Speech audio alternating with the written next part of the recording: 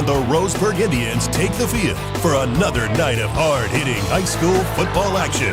From the opening kickoff to the final whistle, the Score 92.3 FM and 1490 AM as you cover. Subscribe to 1490 The Score on YouTube and catch the action all season long. Now, Atop at Finlay Field, we get ready to bring you Roseburg High School football here tonight on the Roseburg Disposal pregame show. I'm Joey Keeran. It's great to be with you, everybody. Thanks so much for joining us as tonight the Roseburg Indians welcome in the Crater Comets.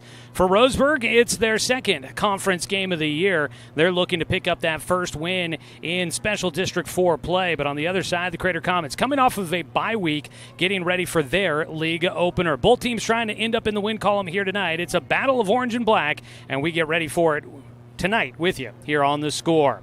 Well, I hope you're having a wonderful Friday evening. Thanks for joining us for the Roseburg Disposal pregame show. Let them make the run of the dump for you. Give them a call at 673-7122. Coming up here on the Roseburg Disposal pregame show, we get a chance to catch up with head coach Matt Watson as we preview tonight's matchup. We'll also get a chance to introduce some new voices that will be joining us here in the booth tonight. Carter Stedman and Brett Nixon going to be joining us here for this evening's broadcast. So we'll look forward to bringing them in here in just a little bit as we make our way towards kickoff. Roseburg coming off of a tough one on the road against the defending conference champions, the Indians losing at Churchill last Friday night, 35-7. For the Crater Comets, they're coming off of a win against Southridge in the non-league matchup, 29-18. That was 2 weeks ago, though. They did have that bye week. They've hopefully had a chance to rest up and get ready for this matchup, although it does sound like injuries could be starting to take a toll for the Comets. We'll talk more about that as we make our way towards kickoff. Don't go anywhere, folks. When we come back, we'll get a chance to catch up with Coach Matt Watson. It's our Bowers Industrial pregame coaches interview. That'll be coming up next. Want to remind you that tonight's game is streaming live with video online at 541radio.com and on the 1490 The Score YouTube channel. Hit that subscribe button and make sure that you don't miss our next broadcast of Roseburg High School sports here on The Score. We'll take a 2-minute timeout. When we come back, we get a chance to catch up with Coach Watson here on the Roseburg Disposal pregame show on 541radio.com and on The Score 92.3 FM and 1490 AM. Hey there, sports fans. Thanks for watching this local sporting event online at 541radio.com. Did you know there's more than one way to watch games online? You can watch games on your laptop or desktop computer, your tablet, or even your smartphone just by going to 541radio.com. But we also use YouTube to stream all of our video broadcasts, which means you could be watching this game on your big screen TV with a number of different streaming devices. You can stream our live YouTube broadcast through your PlayStation or Xbox gaming device, or through streaming devices like Google Chromecast, Apple TV, or Roku.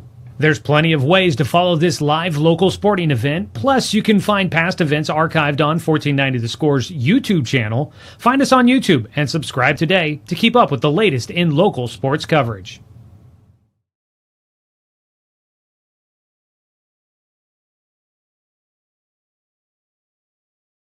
Douglas County is your home, but no matter where life takes you, Cascade Community Credit Union will be there whenever you need us.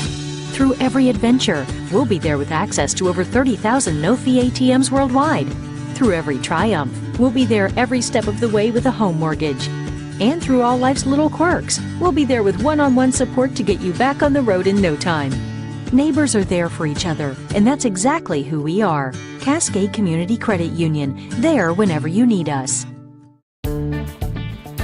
For over 100 years, Douglas County Farmers Co-op has been serving the needs of farmers, ranchers, and homeowners throughout Southern Oregon. Here, everyone is welcome. When you shop with us, you can expect good people, good products, and good advice. No membership needed. Just bring yourself, and we'll provide the expertise and products you need to tackle your next project. Douglas County Farmers Co-op, where everyone is welcome to shop.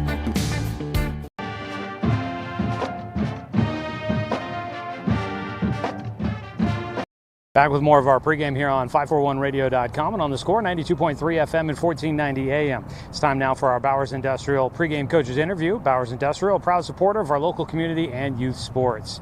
Joining us is Coach Matt Watson as we get ready for Crater. It's a battle of the orange and black coming up on Friday night. And Coach, you're back at home. At first, I was going to say, this thought occurred to me here earlier today. It's game 4 of the season. Like, we're hitting kind of the midway point here. This is going way too fast, isn't it? Oh, I mean, too fast, I don't know. It feels like, talking to the boys, like we only have so many opportunities left for them to reach the goals that they want, so they have to take advantage of every opportunity that they're given, game day and otherwise. And that kind of was a thing that I wanted to kind of bring up at one point in this interview, is that it's still early in league. You've only had the one league game under your belt, but knowing just how competitive this league's probably going to be, it might be getting early quick kind of a thing, or getting late early, I guess is the phrase there, which then begs the question, how important and how much kind of urgency is there about trying to maybe find a W this Friday against Crater? Well, I mean, our goal last week was to be 1-0. We didn't reach that goal. We looked at what we needed to do to improve, and so our goal is to be 1-0 this week. We got an opponent Friday. We've got Crater Friday, and so our goal is to beat Crater. Looking back to last week, Churchill, defense once again does a really good job of keeping you guys in a game. What did you see from that side of the ball that has been pretty good the last couple of weeks, just been asked to do a lot, and unfortunately they just, it start to wear down maybe eventually in a game with being out there as much as they've been? Absolutely, yeah. They've been on the field too much. When they've been on the field, though, man, they're playing well. They're holding teams to low yardage. They're getting teams off the field. Their third down conversion, our third down conversion on defense with getting them stopped has been pretty high. They've been asked to do a lot. They've been asked to compete with short fields. They've been asked to compete with long sustained drives, quick 3 and outs, and that's a lot to ask a defense, but those boys have not backed down from a single challenge. And so we commend them for that and commend their effort for sure. We talked about the offensive side going into that one, that you guys were maybe going to mix up some things, find some guys to put in spots that maybe you thought might help get things going. Kind of saw things moving a little bit better. Also went to a little bit of a different style, a little bit more throwing last week. How'd you kind of come away with what you guys did offensively, and just what kind of things are you guys continuing to target to try and find ways to get that offense being able to support the other side of the ball? Right. Well, I mean, we're looking to get back on the ground a little bit more.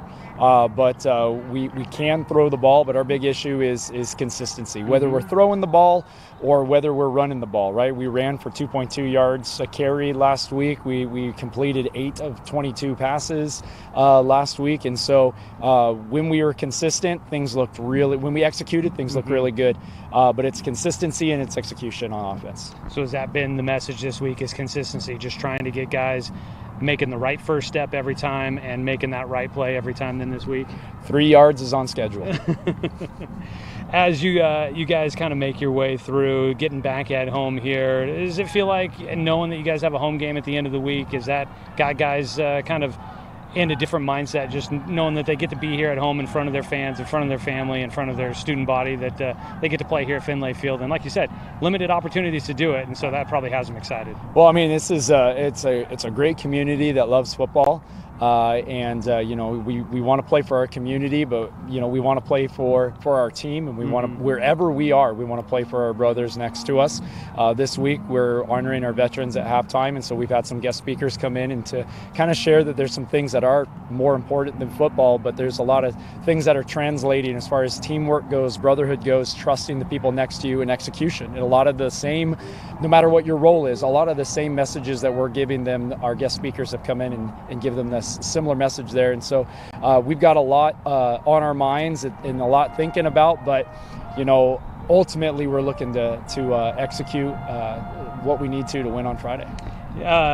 You might have a lot on your mind, so hopefully I don't catch you too off guard, but can you tell me who are some of the speakers you had this week? That's interesting to, I know we've talked about it in the past, that this is something you'd like to do, try to have, a week each season where you're kind of recognizing some of the bigger picture things, and I was just curious who's come in and talked to the team this week. Yeah, so today we had Robert Bocock, he came in, and then James Barnett came in yesterday, and we've got a few more guys lined up to come speak and just share their story about some of their experiences, whether it be overseas or whether it be at home, and just kind of how much they needed the people next to them and how much they maybe didn't like the drill over and over and over again, but then when the intensity rose, that they were prepared for it, and it's been great to listen to some of these stories, and it makes you makes you proud to meet these individuals who fought for our country and are being examples in our community and giving back to our community.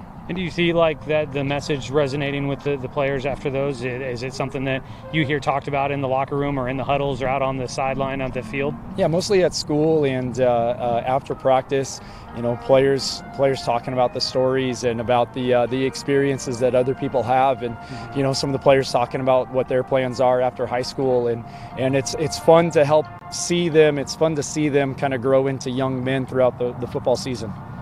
Back to football here. Last year, we did see the run game work really well against this Crater team. I know no team's the same team year after year, but is there anything you kind of take away from last year that maybe helps you figure out a game plan for this year, knowing that the run game was so successful a year ago? Yeah, a little bit, but I think mostly what we do is we look at what Crater has had success with in their last 2 games and what we've had success with. So we look at their identity, we look at our identity, we look at how we can exploit, we look at how we can attack, and and not trying to rely on anything. And that's one of the messages we've tried to give the boys this week, is that just because we beat them last year doesn't mean that we're not just gonna just roll out onto the field and be handed a victory, that we're gonna have to earn it every down, 3 yards at a time.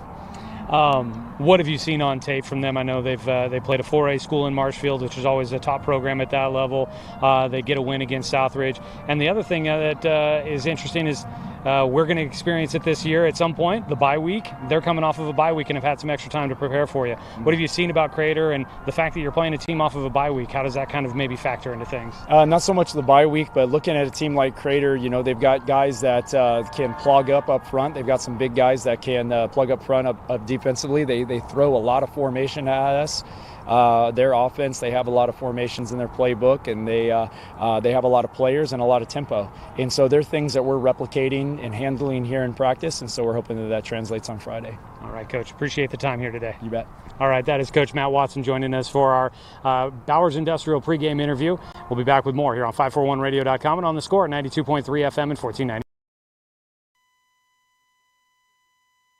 1964, 2 high school pals opened up a pizza parlor. Over 60 years later, their mission of providing a great value and family-friendly environment continues to thrive. And what's been their customers' favorite pizza since day one? The Abby's Special. This classic combo of pepperoni, salami with olives, mushrooms, beef, and sausage, and 100% real cheese tastes as good today as it did way back then. Enjoy great value and classic pizza at your neighborhood Abby's.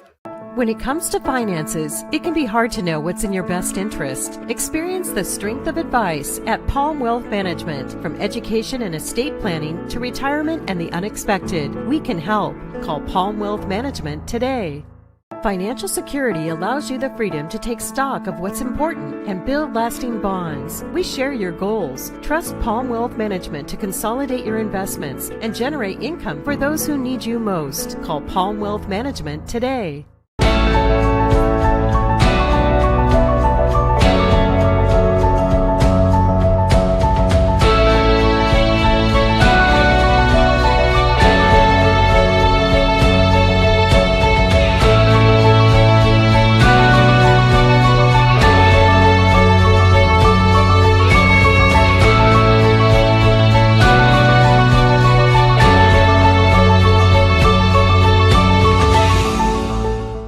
In today's big box store, how-to YouTube video world, it is hard to do it yourself. If you're fixing your fence or putting in a new one, the only place to start is Quality Fence. We stock almost anything you need and take the time to show you how to really do it yourself. Visit the Quality Fence showroom in Roseberg and get great fencing ideas at QualityFenceCo.com. Quality Fences, doing it right for you.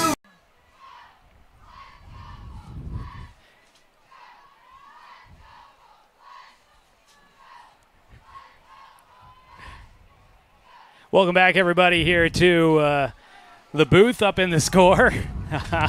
Want to welcome in my guests here with me tonight. Joining me, Carter Stedman, Brett Nixon. And guys, thanks so much for coming up here and volunteering your time to be with us. Carter, former Roseburg Indian, back here at your home, getting a chance to watch your younger brother. Yeah, it's great to be back in the Umpqua Valley. We have a great game tonight. And also, it's great to be back watching Mick hopefully makes some plays tonight, and he's had a great season. I'm excited to see what he can do tonight. We'll find out more about Carter here. And then, Brett, the new head coach of the boys basketball team coming up this winter season. Yeah, absolutely delighted to be here and excited to talk maybe some basketball while we're still watching a great football games as well. Maybe we'll see if we get one back and forth, some fast break action out there. Anyways, want to introduce these guys. We got to get going for another break here as we get ready for kickoff tonight. We'll have that for you momentarily. Back in just a couple of minutes on 541radio.com and on the Score, 92.3 FM and 1490 AM.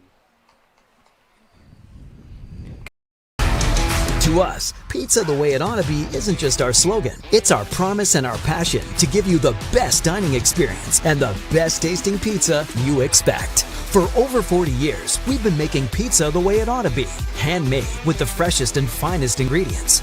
Our dough is made fresh daily, and we use 100% whole milk mozzarella cheese and toppings to the edge. There's pizza, and then there's Mountain Mike's Pizza. Pizza the way it ought to be.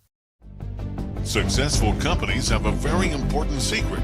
Good advertising works and makes them money. That's why your business should contact Lotus Media Group. Let us help you cash in with multimedia advertising. Multiple touches from Douglas County's only Google certified partner and most effective advertising platform. Web, broadcast, print. Make it happen. LotusMediaGroupLLC.com. Are you an enthusiastic sports fan? Want to have fun and get in on the action? Heck, yes, that'd be awesome. Have great attention to detail? Want to stay active? Definitely. Want to give back to the student athletes in your community? Obviously, yes. Then you'd make an excellent high school sports official. We need more officials in Oregon, because with no high school officials, there are no high.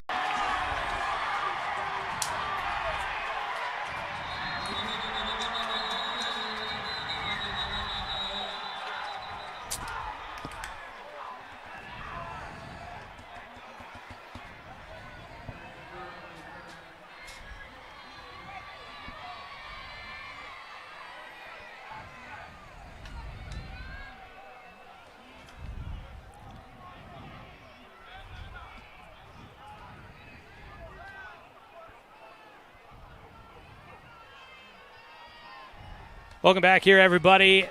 We've got an opening kickoff for a touchdown. They, of course, get things started a little early. Paxton Burke takes that one. I would say, I don't know if you guys spotted it, it looked like it was probably at least 80 yards to the house for a kickoff return to start out this ball game. There was a flag down, but they wave it off, and Burke will take it to the house for a touchdown to start out this ball game. And so, welcome back, everybody. We get tonight's game started, and it's a touchdown on the opening play of tonight's ball game. To the house, a kickoff return for Paxton Burke, the senior. He had been averaging 22 yards per return, and he takes that one all the way back. And now we've got an early PAT. It is Remy Huerta, the spot down from McLean Stedman. The PAT will go through the uprights, and we are underway. We're going to keep it right here as it's 7-0. Roseberg in front with 11:46 to go. They return the opening kickoff. That's not a bad way to start out the ball game, eh, boys? No, it's not at all. And for an offense that has been struggling to put points on the board the last couple weeks, you got to get them any way you can, whether it's special teams, defense. It just doesn't get better than that. There's no better way to start off a game than taking a kick return to the house to open it up. And I think that was a good call on picking the flag up there, because they looked like they were going to call a block in the back, but we actually let up right at the end there, and so that was a good call by the officials picking up that flag. Well, welcome back, everybody. We wrap up the Roseburg Disposal pregame show. They get things started a little bit early. The kick away from Crater goes deep to Paxton Burke. He takes it to the house. It's 7-0, Roseburg in front as we get this one underway. Along with me, Brett Nixon and Carter Stedman, I'm Joey Keeran. We will, before the opening kick, let's go ahead and pause real quick for station identification. This is Roseburg football here on The Score.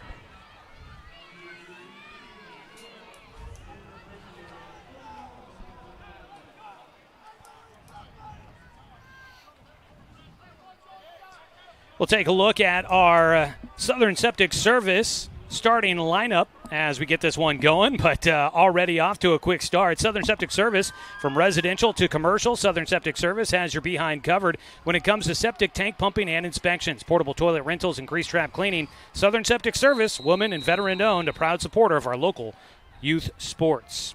All right, well, Crater's going to get a chance here with 11:46 to go. They'll send their offense out. The kickoff goes down to the 14-yard line. The return man gets pushed back to the 15, looking to elude some tacklers. That's Pascal that's out there. Bo able to force the return man to slow up. That was Jackson Godley on the return. Got it at the 14. He'll end up at the 15, and that is where Crater's offense will come out. We are going to expect to see maybe a couple of quarterbacks tonight. Trey Smith, Tremaine, a sophomore. He had most of the action last week. Cohen Sprague may also, a junior, get some time out there. And it looks like it's going to be Smith that leads the offense out. I did find out that Jose Rodriguez, an injury, and not expected to play tonight, as they will hand it off to Blake Campstra, who instead gets the start. And on the first play, he goes to the right side of the offense and gets stuck in the backfield. Will lose yardage back to the 14 on first down. Also up along that front line, Travis Agee, Gage Ayers, Dalton Cash, Vinny DeBenedetti, and Parker Kinky as going deep downfield, one-on-one coverage, and the throw short of the intended target, Julian Grant. You'll also see Jackson Godley, Andrew Smith, Will Maddox, Terrius Allen, and then you've got Hunter Verstegen, who is the honorable mention all-league tight end from a year ago. That is your starting offense for the Comets, who are quickly facing third down and long. It's exactly what we want to see from your defense. First drive of the game. This Roseberg defense has been good in the first half. Let's see if they can put another 3 and out here on the board. It'll be third down. Smith dropping back, has a decent pocket, will step up to run. We know he's a dual threat, but he will not escape. Dre Burwell out on the right side. Burwell will bring him down, a tackle for loss, and it's 2 plays to go backwards for the Comets. So Campstra losing 1 on the first play of the game, and now back to the 12-yard line, a loss of 2 for Smith. So this drive only goes backwards by a total of 3 yards, and here comes the punt unit out with 10:37 to go here in the first quarter. Not a great snap, and the low line drive punt will get a good roll for Crater. That was Cohen Sprague, the junior quarterback, who also will do the punting. And the ball down at the 38-yard line, and that is where Roseburg will start with their first offensive possession of the game. And for Roseburg, guys, it's defense does what you need them to do. The special teams doing what they needed to do, and now it's a chance for the offense. All 3 phases of the games is really get involved early on. We've seen this before, too, with this Roseburg offense. Their defense has been able to get stops in the first half, like I mentioned earlier. Obviously, you have a big play on special teams. I'd like to see this offense open up the playbook a little bit today, hopefully establish that run. Let's see what they can put together on this opening possession. First down and 10 with 10:23 to go. They will hand it off up the middle, and there's some big boys up front for Crater as they will stack things up in the middle. Taking a look at Roseburg, offensive line this season, we've seen Colby Batchelor, Carter Johnson, George Gibby, Peyton Sharpless-Tate, and Aiden Nutter up along that front line. Looks like those are the numbers that are up there tonight.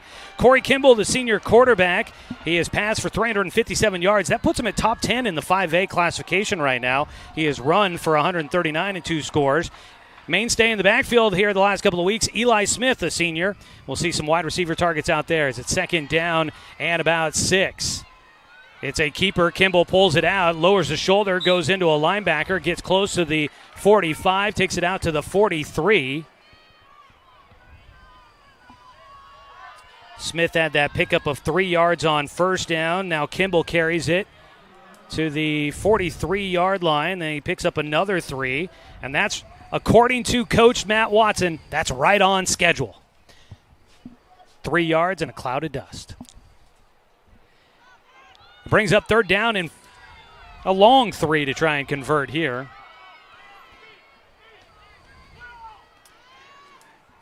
They give it left side. Smith, a nice second effort. Ran into a wall but slips off on the left side. Goes around the guard between the tackle.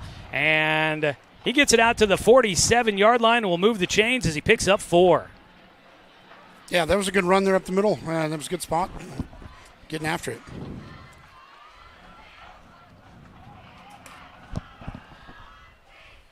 It'll bring up first down and 10. Ball out near midfield. Roseburg, their first down. First offensive possession of the night, leading 7-0 after a kickoff to lead off the ball game.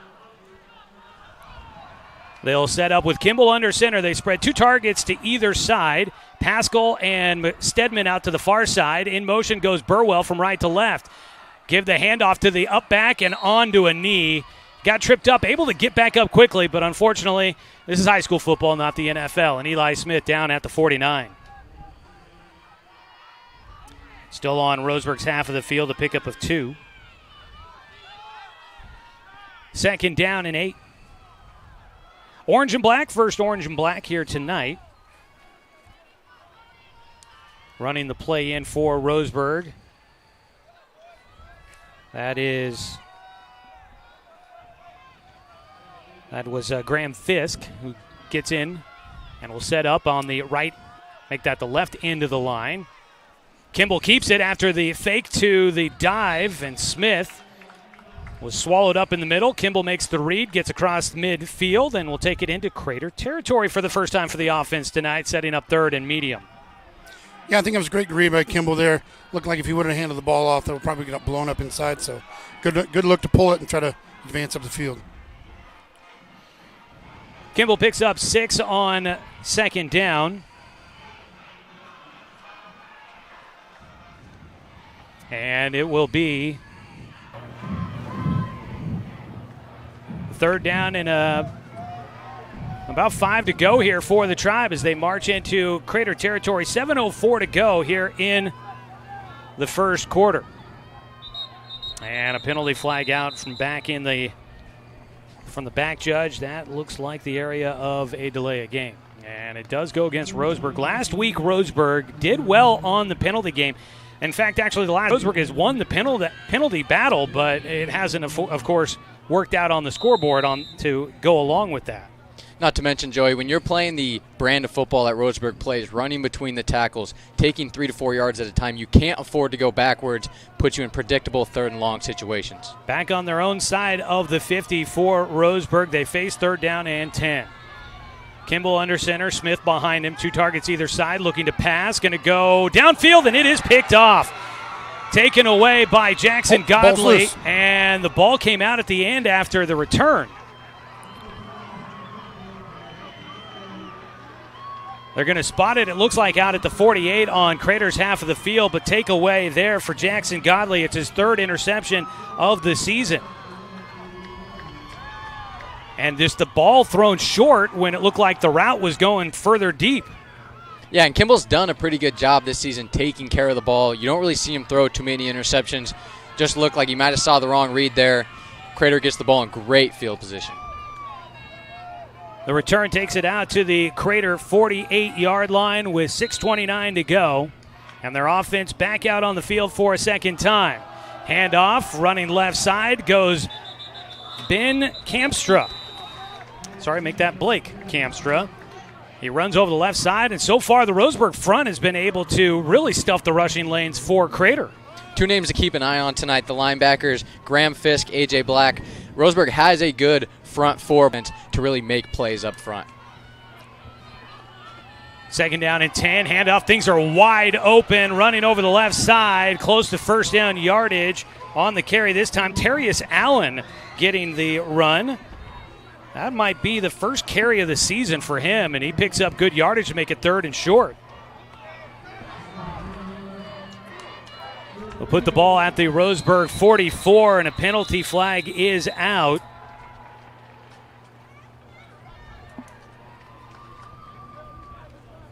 We'll wait to see, but the way that one came out, that could be bad news for Crater.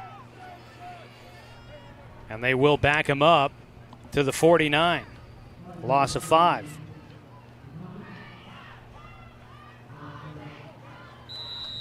So now it's 3rd down and got about 7 yards to go here. They'll spread to the left side, Julian Grant. Out wide to the right side is Godley. Low snap, picking it up. Hucking it down the left side. One-on-one coverage. Did he hang on? And he does. Down the left sideline, Julian Grant picks up a huge reception as that ball will go down to the 10-yard line, and they will convert and move into the red zone. Yeah, that was a great toss by the quarterback. I mean, putting him into a jump ball situation and just went up and got it.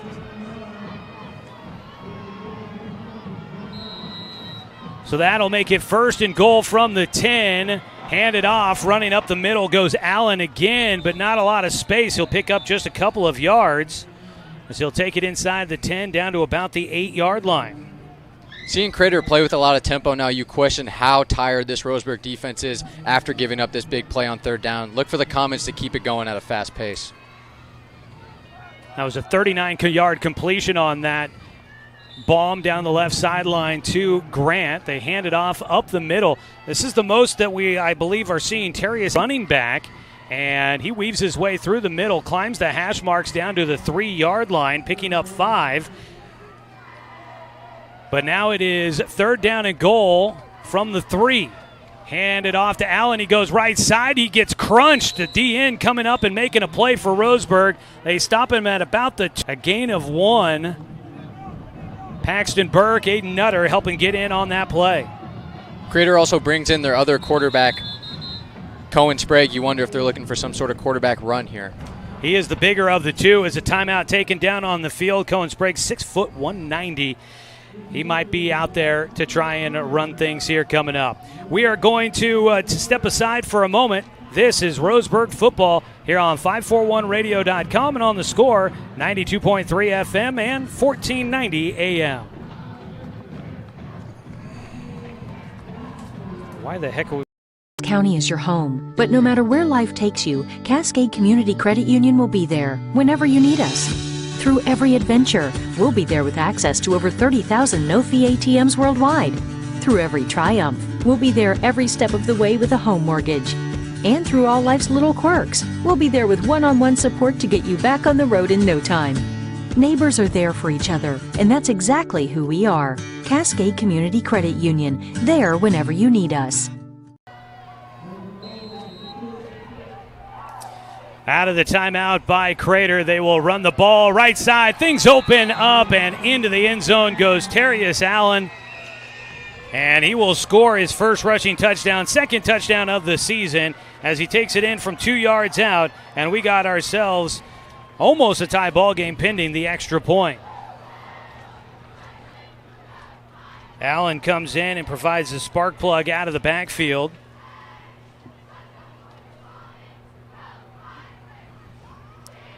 They will now look to a left-footed kicker. This is Ben Warner. He's a captain on the soccer team.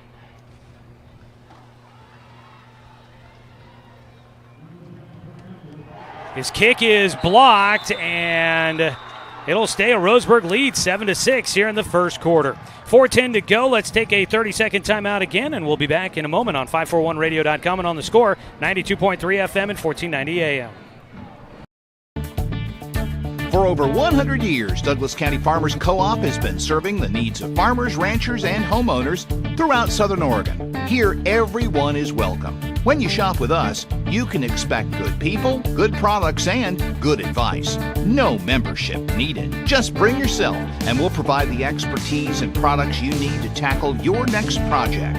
Douglas County Farmers Co-op, where everyone is welcome to shop.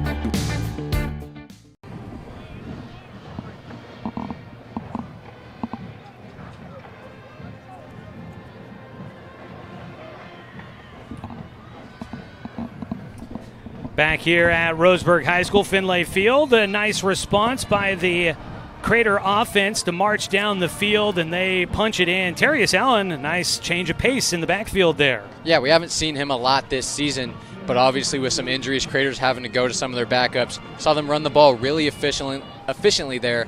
Look for them to continue that fast pace, running the ball between the tackles. Kickoff coming. Crater will be going right to left. Crater wearing the white tops, black pants. Both teams orange and black. So Crater in white, Roseburg in black. The kickoff, they're not going to risk another return here. This one goes out of the back of the end zone for a touchback. Roseburg will have it at their own 20-yard line to start. Well, it looks like we're having some sort of internet connectivity issues for some reason. So hopefully we will get that resolved here shortly. I'm not sure why that is, but for those watching online, that obviously not ideal for us here in the booth. Offense back out for Roseburg. And they will start at their own 20-yard line. Under center will be Kimball. He'll move a man in motion, gives to the dive back up the middle. Eli Smith, who has been getting a lot of run as late last week. Last week for Eli Smith.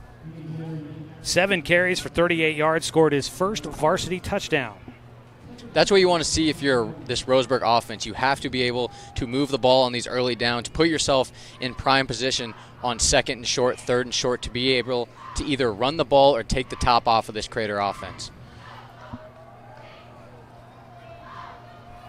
That'll make it 2nd down and 5. In motion, a man from left to right. Keeper over the left in for Kimball. He gets pushed forward out to about the 30-yard line. And that looks close enough for a first down. And they will move the chains as Kimball picks up 5.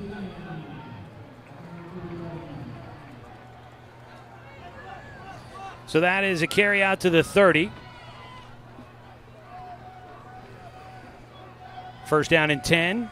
The Tribe looking to answer after the first drive, or the last drive for Crater goes for a score, and we've got a penalty flag on the near sideline here.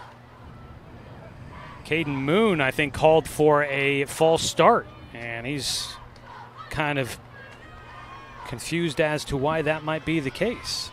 I've said it wrong my fair share of times as well. So with the penalty, actually, sorry, they did not. I don't think they gave him a penalty. They're going to just, like you said, maybe an equipment issue as they make the pitch, going on the sweep. And a penalty flag does come out this time as they get back to the line of scrimmage, running with the football. Eli Rush picks up out to about the 31. Might be aided. It might have been a high tackle, either a horse collar or a face mask possibly.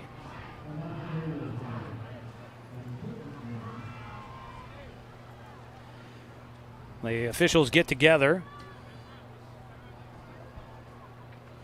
And no, they're going to call a flag against Roseburg.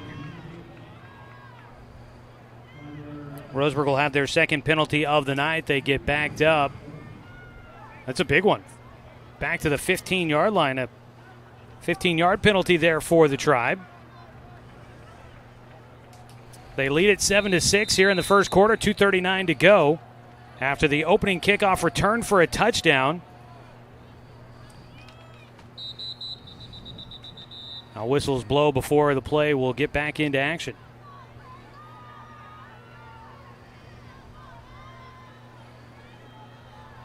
Oh, a little bit of a disjointed drive now for Roseburg. They face first down and 25, 24.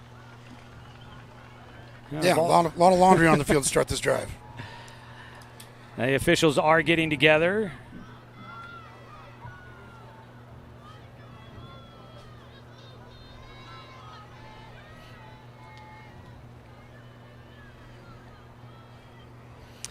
Well, it does not seem as if they are going to move anything.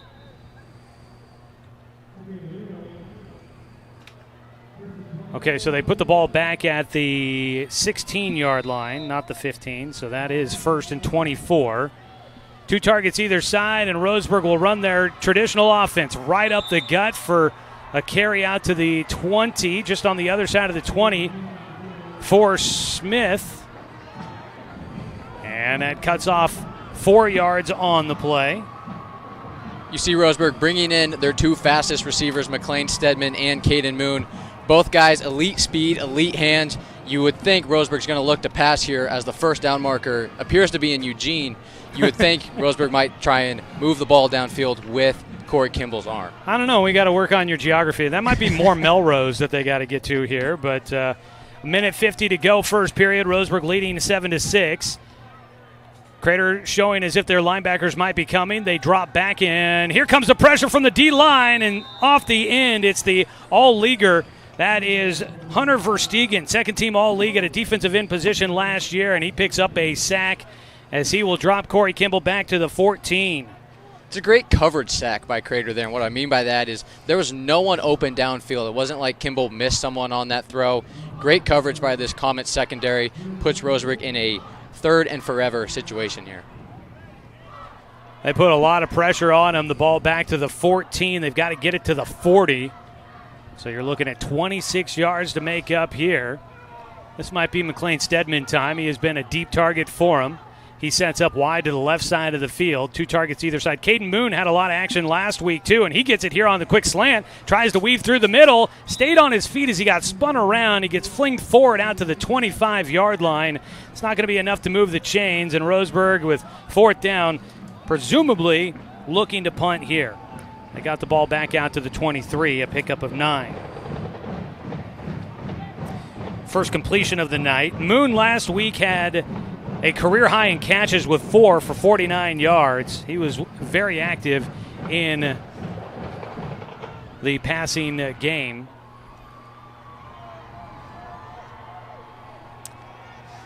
Three-man front as they get ready for the punt.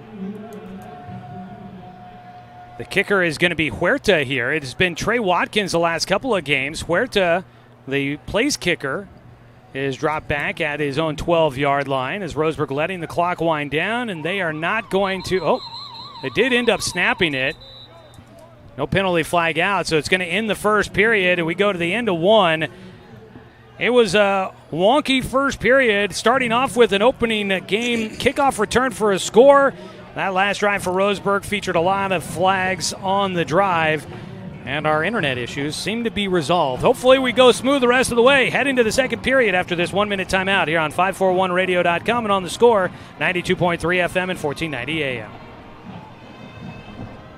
Comes to finances, it can be hard to know what's in your best interest. Experience the strength of advice at Palm Wealth Management. From education and estate planning to retirement and the unexpected, we can help. Call Palm Wealth Management today. When it's time for pizza, make it Mountain Mike's. We only use the freshest ingredients, like our zesty pepperoni that curls when it's cooked to perfection. And don't worry, we put enough on every slice. Mountain Mike's. Pizza the way it ought to be. Douglas County is your home. But no matter where life takes you, Cascade Community Credit Union will be there whenever you need us. We'll be there with access to over 30,000 no-fee ATMs worldwide. We'll be there with an auto loan for your next vehicle. Support every step of the way because commitment to our members is reflected in everything we do. Cascade Community Credit Union, there whenever you need us.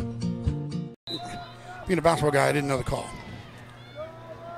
Well, they put 12 minutes on the board as we begin the second period. It's Remy Huerta out for the punt, and it is blocked and returned for a touchdown. Oh, we have some big plays at special teams here tonight. Coming up with the block, Crater. That was going to be Mason Baker, a sophomore, gets the block and then the scoop and score. And just like that, Crater has taken the lead. Unfortunately, it looked like it was a missed block assignment. 15 came pretty much untouched there and was able to get right in on the ball. The PAT unit will come out. They missed the last one, so they may elect to go for 2 here for Crater, as they do bring out Cohen Sprague, the quarterback. He's more of the runner, although he can throw, but he's more of the operating the run game quarterback, at least from the game tape from last week. So special teams, a score for Roseberg, now a special teams score for Crater. They do put Sprague in shotgun. He'll move a man in motion. And he keeps it himself, runs up the middle. A lot of dipsy-do on that one, and the run is good. A 2-point conversion to make it a 7-point game in favor of the Comets. 14-7 with 11:54 to go here in the the second quarter, first half. We'll take a 30-second timeout and come back on 541radio.com and on the Score, 92.3 FM and 1490 AM. To us, pizza the way it ought to be isn't just our slogan. It's our promise and our passion to give you the best dining experience and the best tasting pizza you expect. For over 40 years, we've been making pizza the way it ought to be. Handmade with the freshest and finest ingredients. Our dough is made fresh daily, and we use 100% whole milk mozzarella cheese and toppings edge to edge. There's pizza, and then there's Mountain Mike's Pizza. Pizza the way it ought to be.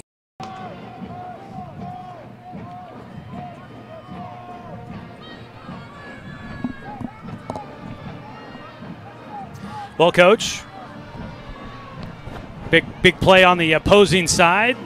What's the conversation on the sideline to get the team focused back in with the offense coming back out? We're just trying to keep their heads in it. I mean, just because a couple big plays don't go our way, don't let that dictate the rest of the quarter and the rest of the game.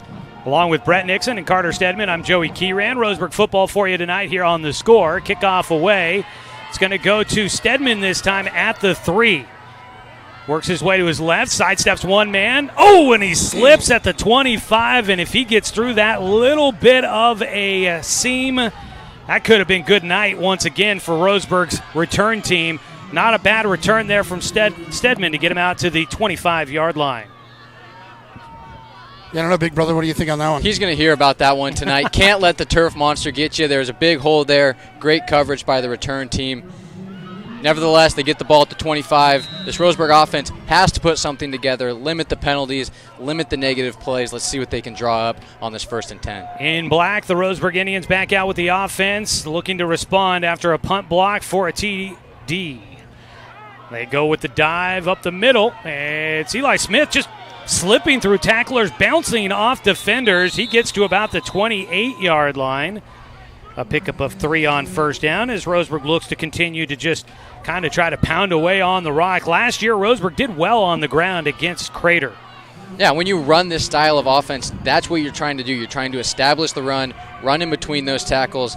This Roseburg offensive line, they've developed so much in these recent years. Coach Watson has prided himself on the run game, and it's been pretty successful tonight for the most part.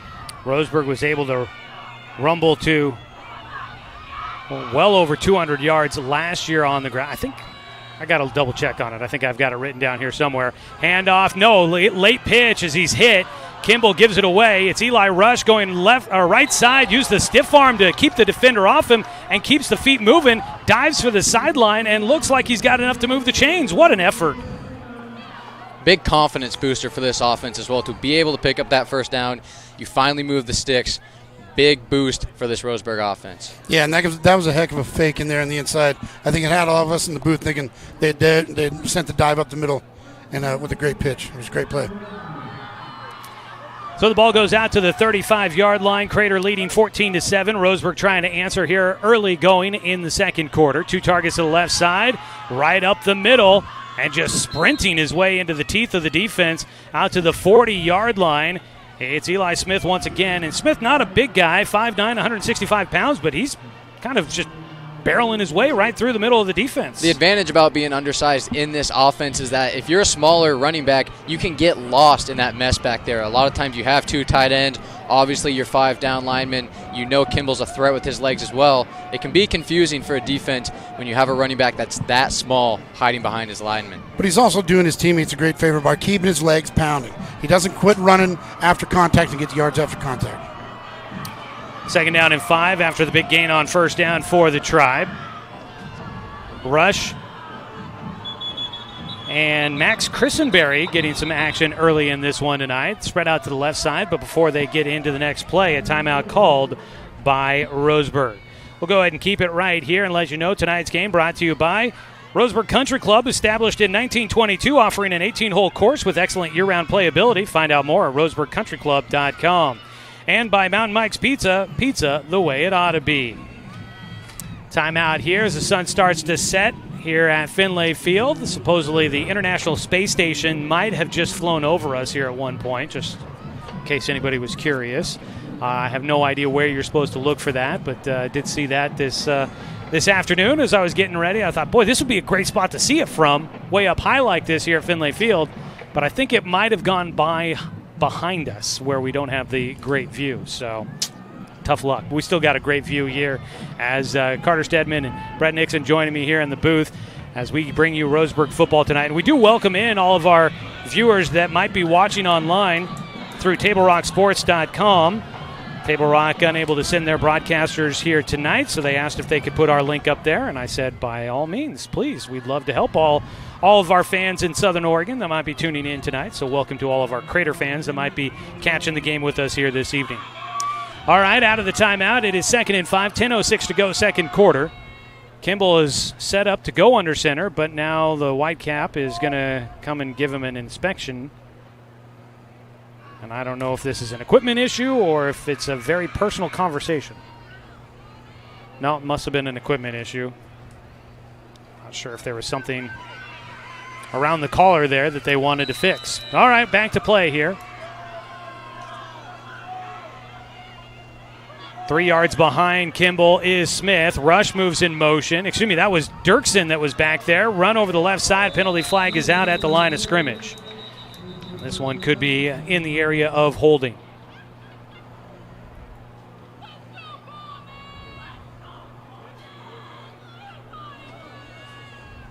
Looks like Roseburg backing up. The ball was at the 40.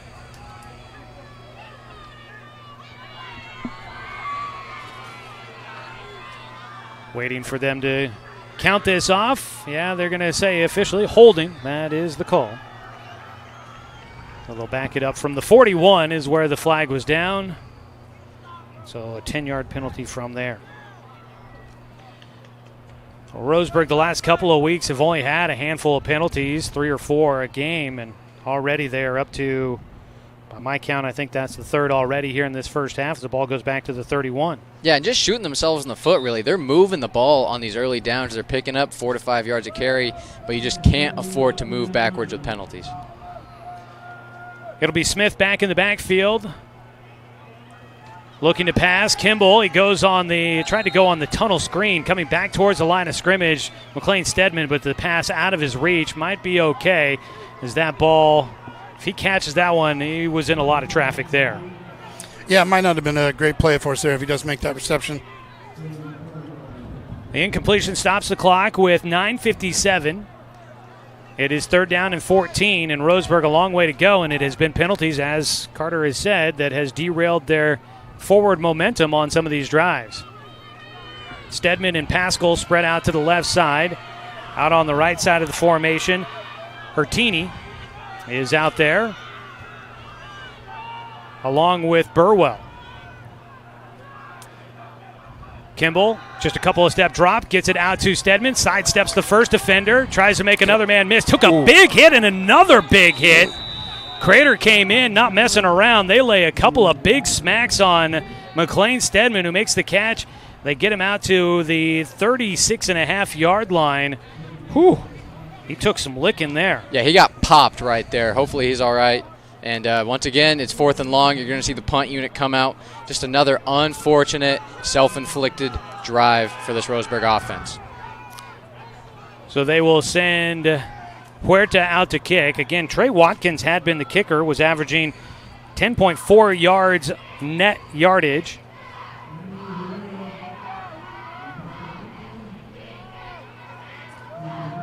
So they've made a change this week to go to Huerta, who had just been doing the place kicking, although last time did not work out. They sent the pump block. Huerta will get it away this time. Almost got hit by the pump block attempt. A return. Jackson Godley swallowed up from behind. McLean Stedman on the tackle as Godley will return that football out towards the 45-yard line. So Crater with the stop, forcing another punt, thanks to some penalties there by Roseburg. And Crater will have the football at their own 43-yard line. This is gut check time for this Roseburg defense. Like we talked about with Coach Watson before the game, their defense has been on the field a lot the last couple weeks. Same thing tonight. If they don't get a stop here, they go down 2 possessions. You'd like to see this Indian defense get a stop and then give their offense another opportunity to hopefully get the ball moving. So the offense back out for the Comets.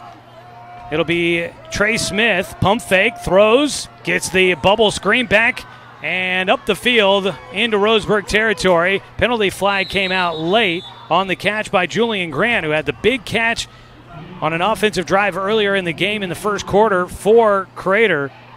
He had a nice one stepping around, a catch at the line of scrimmage, stepped around a defender, sprint down the sideline, got to the Roseburg 48. But we are waiting to see what this penalty flag is about.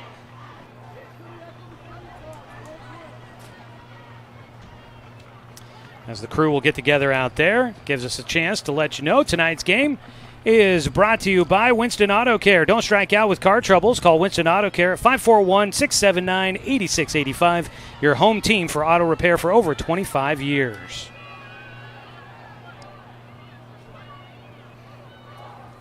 You know, Joey, you don't really hear this a lot in high school football, but there's been a trouble with the pace tonight, and whether that's the officiating crew or equipment managing, it'd be nice if we could get a little bit of rhythm to this game. A lot of just weird interferences and penalties. Hopefully we can get some clean football for the rest of this game. And it seems as if they've waved off the flag as they do set it up at the Roseburg 48. So it's a pickup of 9 on that pass completion.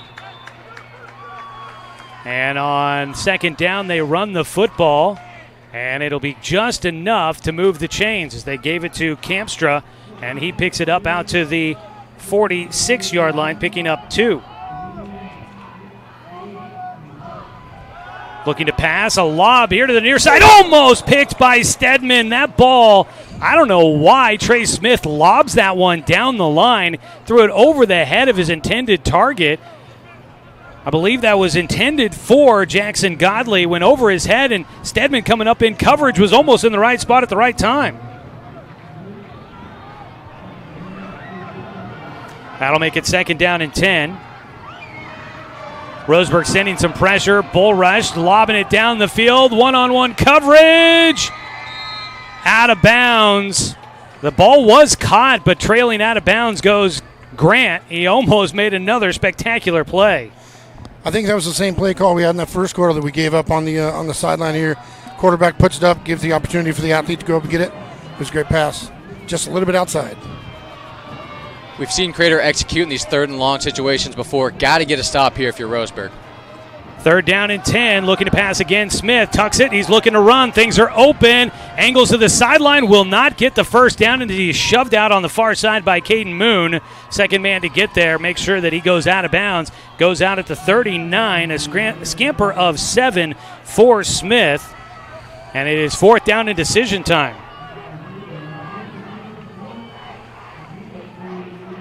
Crater bringing in the backup quarterback, Cohen Sprague, a little bit bigger body. Last time he came in, they used some misdirection. Look for that here again.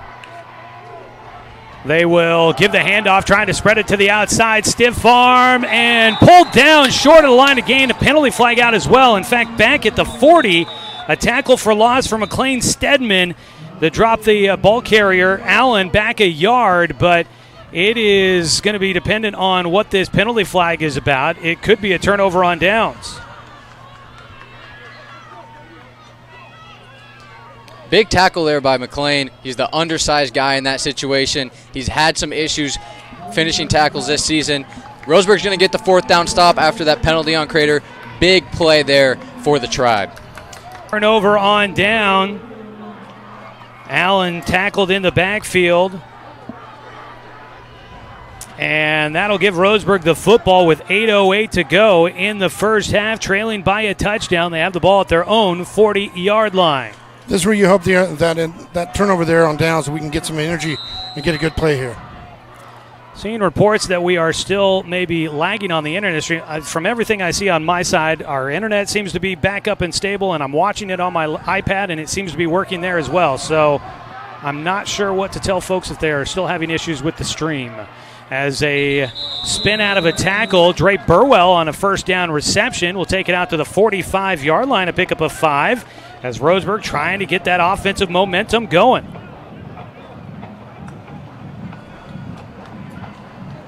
They'll set them up at their own 45-yard line. Burwell, his first catch of the night. 3 completions on the evening for Kimball, who did start out the game throwing his second interception of the year. He turns and hands it up the middle. Eli Smith breaks free. He's into the secondary. He's got to lose one tackler, and he will stretch the football out Eli Smith, not to be denied, takes it into Crater territory down to the 34. Big play there for Roseberg. Finally starting to see some success running the ball. They've been picking up chunk plays. Finally, they break open a big-time rush there. Getting the ball inside the 35 at this point, you got to put some points up on the board here if you're Roseberg. That was a carry of 21 yards for Smith. They will bring in Nick Ruiz into the backfield. Have not seen him back there very much. He's been featured mostly as a linebacker. They give it to him up the middle, and he will dive his way forward. Pickup of about 1 or 2.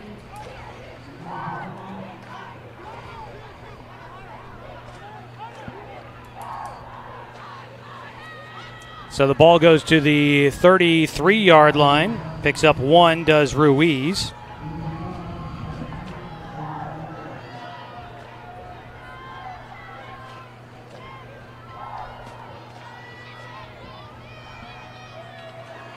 Under center.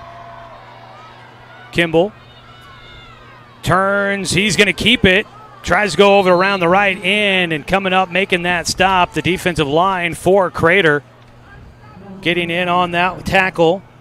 Starting to see this Crater defense kind of creep in a little bit towards the line of scrimmage. They're expecting that inside run after that big play. You wonder if Connor Neal, the offensive coordinator, and Coach Watson try to look to maybe extend the ball down the field with the passing game here on 3rd down.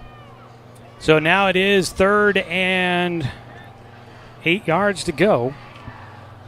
It's another short carry. This time to the 32 for Kimball.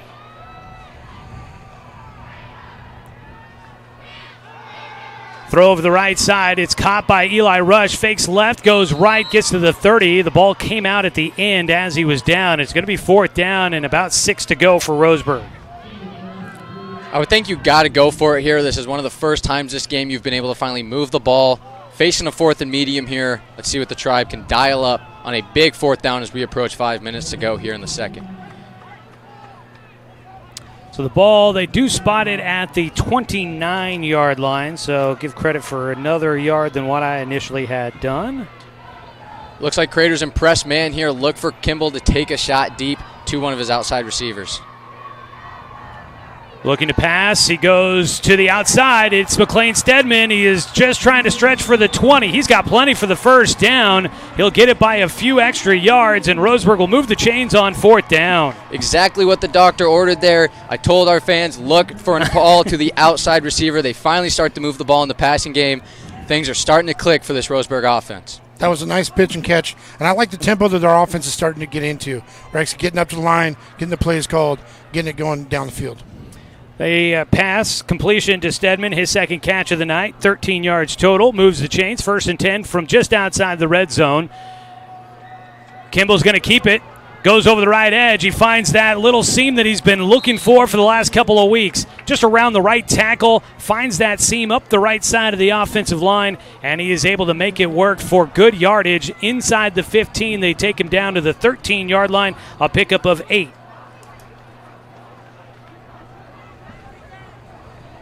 Kimball up to 14 yards on 6 carries.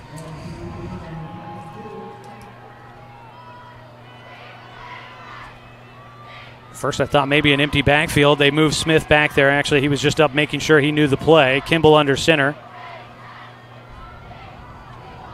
Goes left side, fakes the handoff. He will take it around the left end, and that is the big boy, Gobind Khalsa. That young man is listed at 6'7". I saw him down on the field during warm-ups. Holy smokes, he looks every bit of 6'7". And he is able to swallow up Kimball at the 12-yard line. A pickup of 1, and Roseburg facing 3rd down and short. They'll spread out Moon and Burwell to the right side, Stedman and Rush to the left side. Behind center, Kimball just going to take it himself. Why risk handing it off? He has been able to do the quarterback sneak quite a bit this year, and he marches it to the 10-yard line to pick up 2 and give Roseburg another 1st down. Seeing a little bit of some tush-push action there. That's exactly what this Roseburg offense thrives on, those 3rd and short situations where they're able to stay within their game, stay within their playbook. 3rd and short situation, picking up a 1st and goal. So that'll set up first and goal from the 10. The clock continues to run. Roseburg really using it up here. And the Indians, they will be kicking away in the second half. So it'll be Crater football to start the second half of this ball game. But Roseburg trying to possibly tie this up here going into the halftime break. They move both the A-backs into the bookend the offensive line. That is Rush and Burwell looking to pass, and the ball stripped out. Crater's going to jump on it. They send the pressure, and it's Cohen Sprague that gets the strip sack and the takeaway. Absolutely devastating there for Roseburg. You finally put the ball in the red zone for the first time tonight. And to get a strip sack, huge takeaway for this Crater offense. Kimball just didn't see the defensive end coming, able to get his hand on Kimball's arm, and a big turnover for the Comets. So that will give Crater the football back. Their defense comes up with their second stop, their second takeaway. They've got an interception and a fumble recovery. They also have a punt block return for a touchdown. 2:40 to go, long way to go here on the offensive side for Crater. They run right up the middle. Not a lot of space in there for Blake Campstra, who runs right up the gut. Again, excellent work by our linebackers, reading and filling those holes. We've been doing a great job of that all night. Just try not to give up the big play on the outside. Crater started this drive at their own 15. They're out to the 17 on the carry by Campstra. Looking to pass, short intermediate route. It is caught by the tight end. First catch of the season for Hunter Verstegen. The all-leaguer makes the catch. Just ran the short little hitch route. Gets it out close to the first down marker. It'll be third down and about 2 with the ball at the 23. Pickup of 6 through the air. Shotgun snap, handed off, running right up the middle. Quickly tackled. The second effort, did he slip out of it? That was Ruiz filling the gap, and it is going to be short of the first down. It's fourth down and a yard deep in Roseburg territory for Crater after the takeaway. Tough call here for Crater. You don't want to give Roseburg any chance to score here. Going for it inside your own 25 is a bold move. I would expect them to punt. Let's see what the decision is here on fourth and very, very short. Yeah, it is not quite a full yard. It's just beyond the 24, and they've got to get it past the 25. Offense still out there. Cohen Sprague hands it off, running up the middle, just across the line to gain, and not much more. They are going to give him just about a half yard extra on the carry. And Campstra will move the chains. That'll be a fresh set of downs, and more importantly, it might wear off the clock here for Crater as we get a timeout down on the field. Let's go ahead and use a 30-second timeout here as well. Roseburg football trailing by 7 against Crater on 541radio.com and on the score, 92.3 FM and 1490 AM. The Umpqua Dairy Family Reunion. Most people are very familiar with our special ice cream flavor of the months. But did you know that our ice cream is a direct descendant of our milk family, including our newest family members, the organic family of products? Throw in a few more family members, including cottage cheese, sour cream, and whipping cream, and you're going to need a larger shop, and Gladys loves each and every family member equally. We're Umpqua Dairy, Oregon's favorite dairy family for almost 90 years. 1:10 to play in the first half. Crater leading 14-7 with the ball after a turnover by Roseburg. Trey Smith in shotgun, calls for the snap. Looking to pass. He's going to go deep down the left side and picked off by Paxton Burke, but a penalty flag is out. Likely a pass interference as Burke returns it. He will take it deep into Roseburg territory, shy of the 30. He's pumped up, but this one coming back. McLean Stedman, a lot of contact with the receiver. The ball was short. It's one of those classic passes where the ball is short, the receiver tries to come back to the ball, the defender doesn't really quite know that that's what's happening, and as they try to keep up, they just go colliding into the receiver downfield. Yeah, a little correction on that. It looked like it was Moon, not Stedman on that side, but yeah, if the ball's thrown up, he's running with the receiver, one-on-one, tough call. So they will move the football out to the 42-yard line.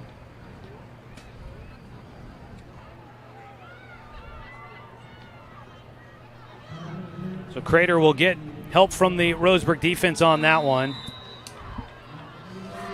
Three-man front for the Tribe as it looks like a passing attempt coming.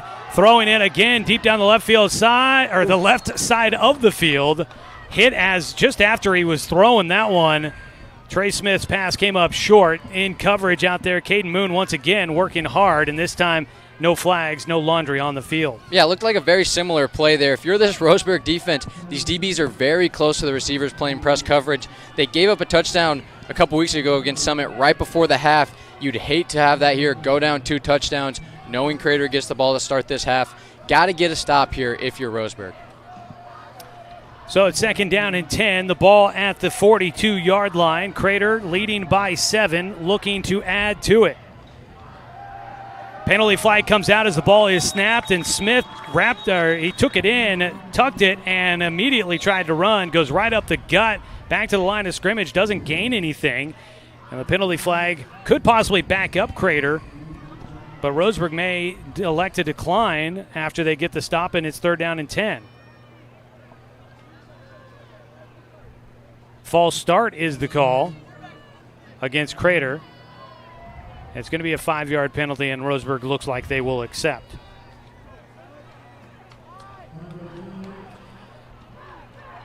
Put the ball back to the 37.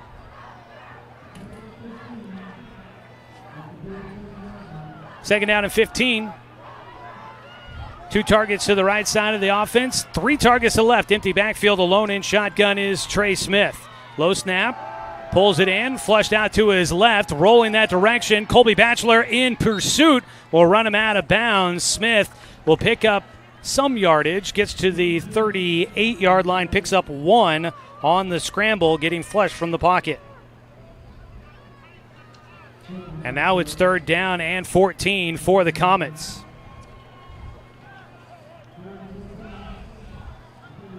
The offensive line set up and ready to go as they get the call from the sideline. If Roseburg's defense can force a punt here, not a lot of time left, but they'll consider it a win to not give up anything more before the halftime. The clock at 25.6 seconds as Smith was run out on the far sideline. Ball sets up on the left hash mark. It's Cohen Sprague that comes in here. Mid-drive change. He hands it off. Running over the right side. Terrius Allen gets to the 45. Not enough for the first down. It'll be 4th down and about 7 as the clock will stop on a timeout taken by Crater. Aggressive move by Coach Watson here to call a timeout after that 3rd down stop. Looks like he wants to give his offense, or at least his special teams, a chance to make a play here before the half. 7-yard pickup on the play there by Allen. 18.6 seconds left to go. Both teams with just 1 timeout left. For those that are watching, we're just correcting our scoreboard. You can watch tonight's game streaming online at 541radio.com and on the 541 Radio app. Sorry if there's been some issues with lagging. I don't know. We had fancy internet and everything all up here, and we had not had any problems previously, but tonight apparently we were having some issues there for a bit. I'm hoping that things have stabilized for the most part. Tonight's game brought to you by Evergreen Family Medicine. Expect the unexpected at Evergreen Family Medicine, serving Roseburg, Myrtle Creek, and Sutherland. Evergreen offers more than traditional primary care. You can always expect more from Evergreen. It's 4th down and 7 for Crater. Bold move here to keep the offense on the field. If Roseburg's able to get a stop, they're going to have a chance to throw the ball downfield. Cohen Sprague calls for the snap, looking to pass. Pressure, he's hit as he releases, and the jump ball is over the outstretched hands intended downfield for, that was Braden Singery, the senior, mostly a linebacker. That pass just a bit out of his reach, incomplete. And Roseburg does get the ball. It's going to be a decision on whether or not, we have not seen Coach Watson in these kind of scenarios usually go for the aggressive play to try and go downfield with very little time on the clock. Yeah, and I just question the play call by Seth Womack there. You throw the ball on 4th down. You know if you don't get it, you're likely going to stop the clock with an incomplete pass. Roseburg has playmakers on the outside. We could see them also taking it to the half with a run here. Looks like they are going to take a knee, send it to halftime. I think Corey Kimball was saying that he's going to take a knee. A late man on for Roseburg. And Kimball does take a knee, and that's going to send us to the halftime break. Crater will get the ball to start the second half, and the Comets lead this one 14-0 as we go to the halftime break.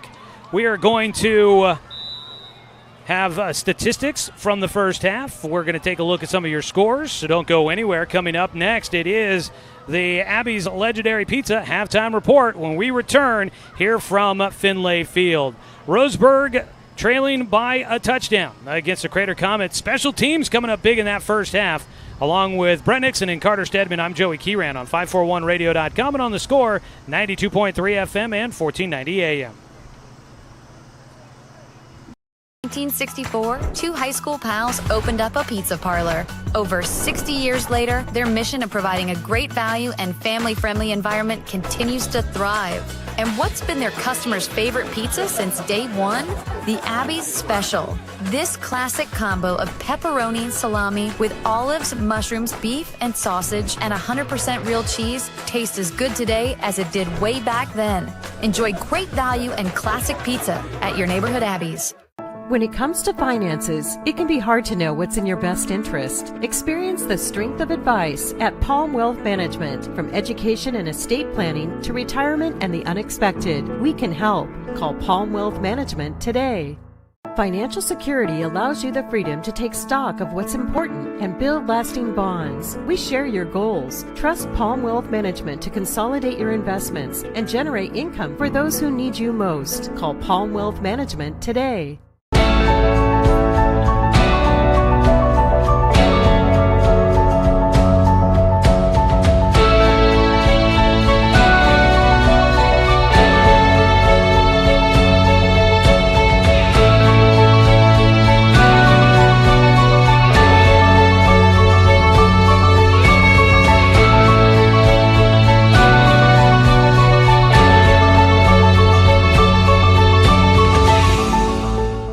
In today's big box store, how-to YouTube video world, it is hard to do it yourself.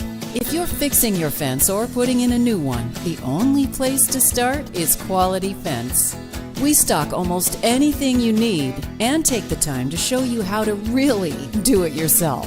Visit the Quality Fence showroom in Roseburg and get great fencing ideas at qualityfenceco.com. Quality Fences, doing it right for you.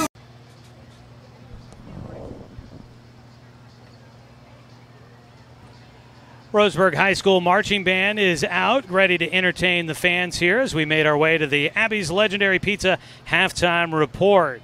I'm Joey Keeran. It's great to have you with us here this evening, folks, as we are at the halftime break. It is Roseburg trailing 14-7 right now against the Crater Comets. And joining me here tonight is Brett Nixon and Carter Stedman. Guys, an exciting first half. It was a wild one, a lot of kind of unexpected, like we said, disjointed a little bit with a lot of flags. We've had special teams. We've seen the offenses kind of do a little bit, but not quite get a full kind of motion down the field. That they've been unable to kind of sustain a lot of things for the most part for both sides, and defenses have been playing well. But first half thoughts from both of you guys. Yeah, I think really it's been self-inflicted wounds on both sides. If you're Crater, you give up an opening kickoff return for a touchdown, and then if you're Roseburg, you have the punt that gets muffed or blocked. That gets returned for a touchdown. You give up a big third down play that leads to the go-ahead touchdown for Crater. You just have to stop getting penalties on the offensive end.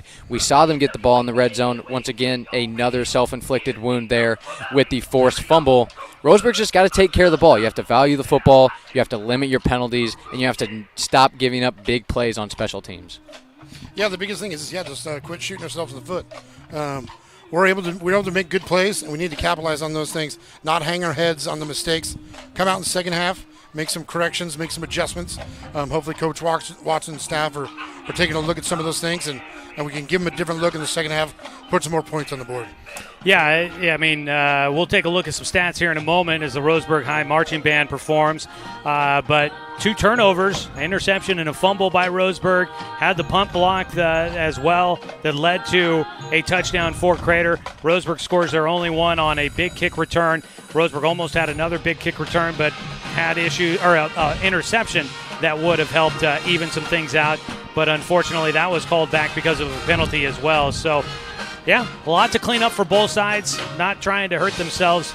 As we like to do when we're here at home, we're going to let the marching band play for a little bit here and entertain you them. We always like to give them an opportunity to entertain you guys. So here is the Roseburg High School marching band at halftime. It's our Abby's Legendary Pizza halftime report.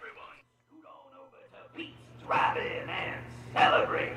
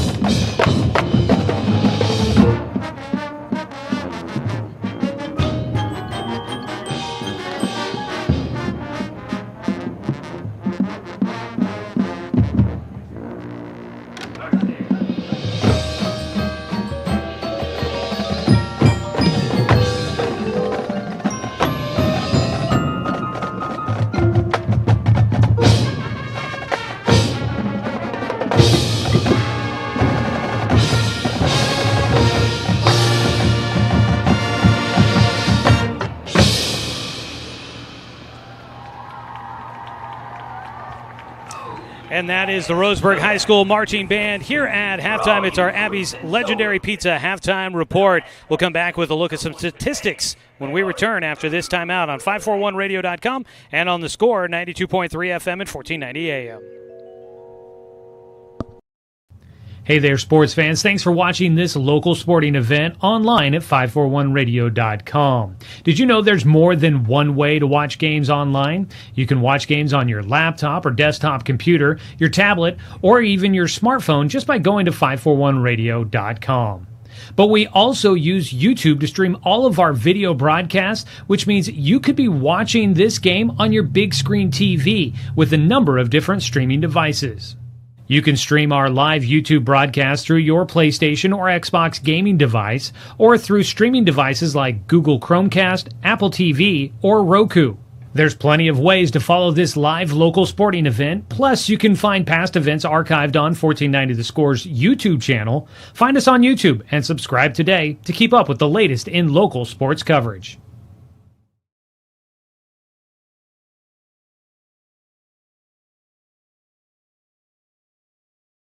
Douglas County is your home, but no matter where life takes you, Cascade Community Credit Union will be there whenever you need us. Through every adventure, we'll be there with access to over 30,000 no-fee ATMs worldwide. Through every triumph, we'll be there every step of the way with a home mortgage. And through all life's little quirks, we'll be there with one-on-one support to get you back on the road in no time. Neighbors are there for each other, and that's exactly who we are. Cascade Community Credit Union, there whenever you need us. For over 100 years, Douglas County Farmers Co-op has been serving the needs of farmers, ranchers, and homeowners throughout Southern Oregon. Here, everyone is welcome. When you shop with us, you can expect good people, good products, and good advice. No membership needed. Just bring yourself, and we'll provide the expertise and products you need to tackle your next project. Douglas County Farmers Co-op, where everyone is welcome to shop.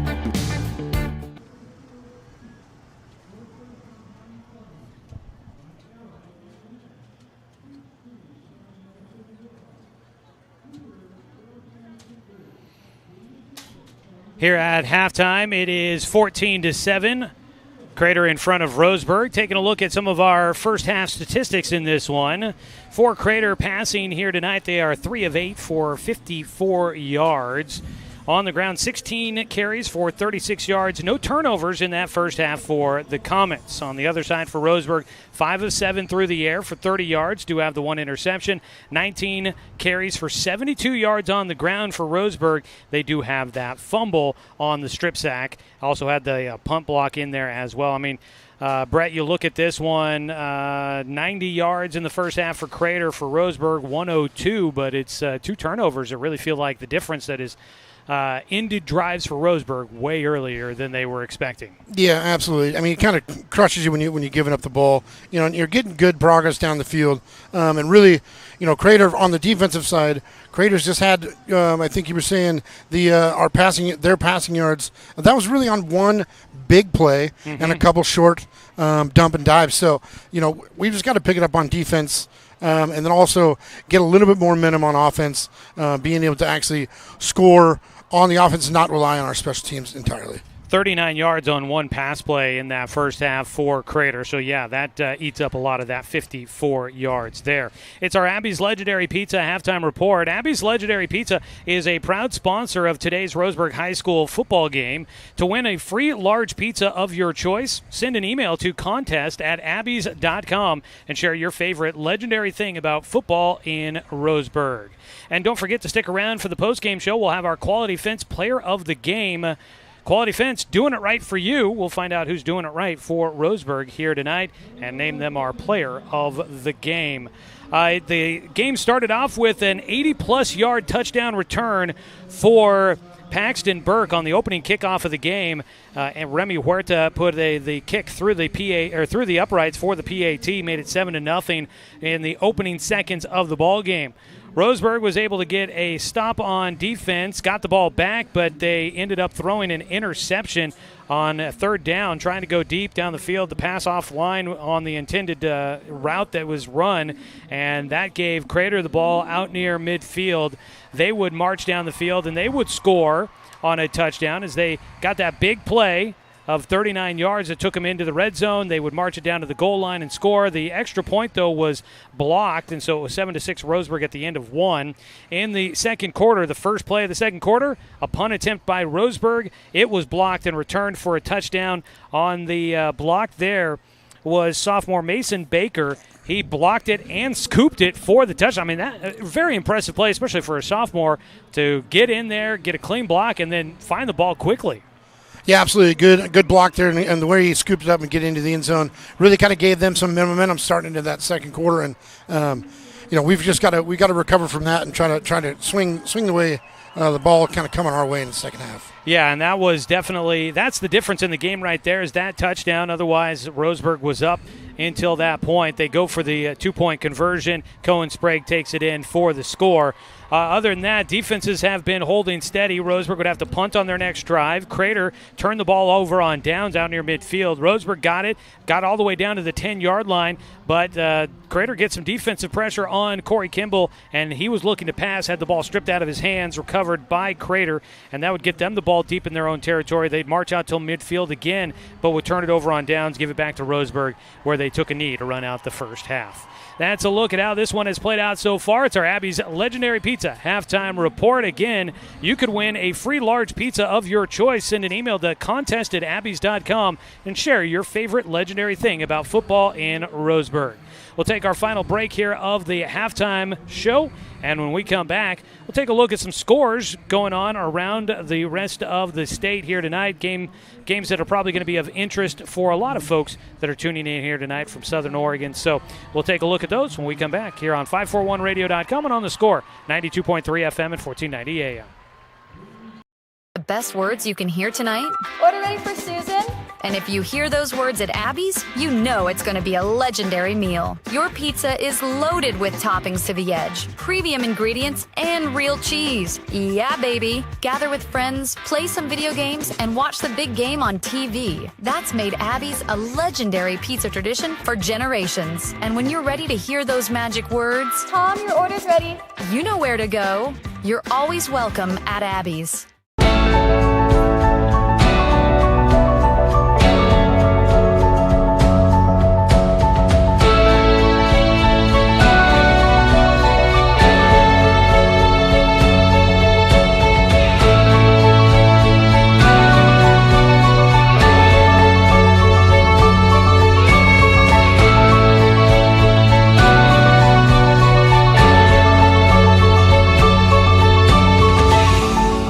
Back.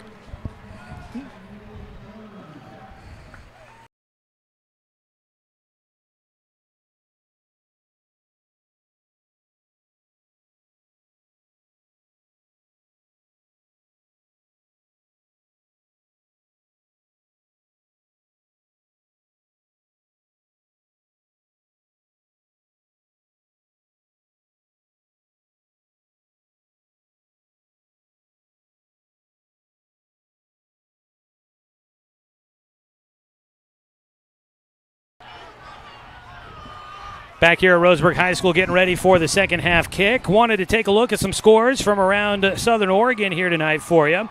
Roseburg obviously playing at the 5A level this year and last year. At the 6A level, the Southwest Conference in action. I guess it's the South Central Conference. I don't know what they're calling it because they mix in the Salem schools there. But you've got Grants Pass and North Salem. Last score reported 28-14. Grants Pass in front there. South Medford leading South Salem 21-6. Sheldon ahead of North Medford 7-0. Let's see here. You've got Corvallis taking on Dallas tonight, 29-0. Dallas leading at halftime. Cottage Grove and Cresswell. It's Cresswell leading 14-7 at the break. And a final from some six-man football here in Douglas County. Days Creek losing against Powers 47-7 tonight. We'll keep an eye on scores for the postgame show coming up later on. That'll be your Umpqua Dairy postgame show. All right, fellas. Well, here we go. Halftime is wrapping up. Roseburg will be kicking away to start out the second half. So we've seen the defense do well. Just as, again, limit those. I think the message has been pretty clear here at the break. Stop shooting yourself in your foot and limit the explosion plays. Yeah, and you're only down a touchdown, too. So in the locker room, the message has to be, listen, we've been sloppy on offense. We've been sloppy on special teams. But we have an opportunity to go out, get a stop, score a touchdown, and tie this game up. This is a big possession for this Roseburg defense. We've seen them be strong in the second half and then give up touchdowns in the second half, and these games just kind of lead to blowouts. You'd like to see them get a stop early, put some points on the board, and make a game here. There's a lot of football to play. Don't let it get too far ahead of yourselves. We got 2 quarters to go.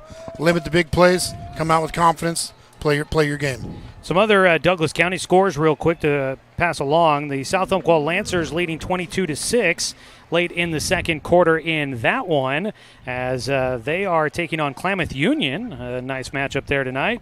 And also Sutherland is trailing Phoenix at halftime 20-14. A couple of scores there. And for down in Southern Oregon, Cascade Christian leading Siuslaw 35-0 at the half. All right, Roseburg will be kicking right to left. Roseburg wearing the black uniforms tonight. Crater wearing the black pants but the white tops. Both teams orange and black.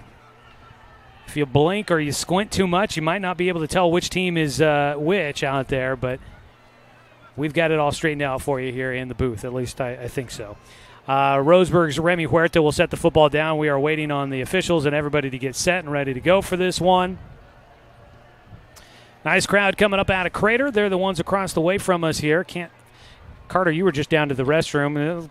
Grandstand's looking pretty good here It was tonight. busy. It's packed out. It's a Friday night. We're under the lights here. Roseburg's got a great crowd. They always show up for the football team. I think that's one of the beauties about being kind of isolated here in Roseburg is everyone's going to show out in the Roseburg community on the Friday nights. That's what we like to see. All right, here comes the second half kickoff. It is away. It's a little squib kick down to the 34-yard line. The return man crunched just as across the 40.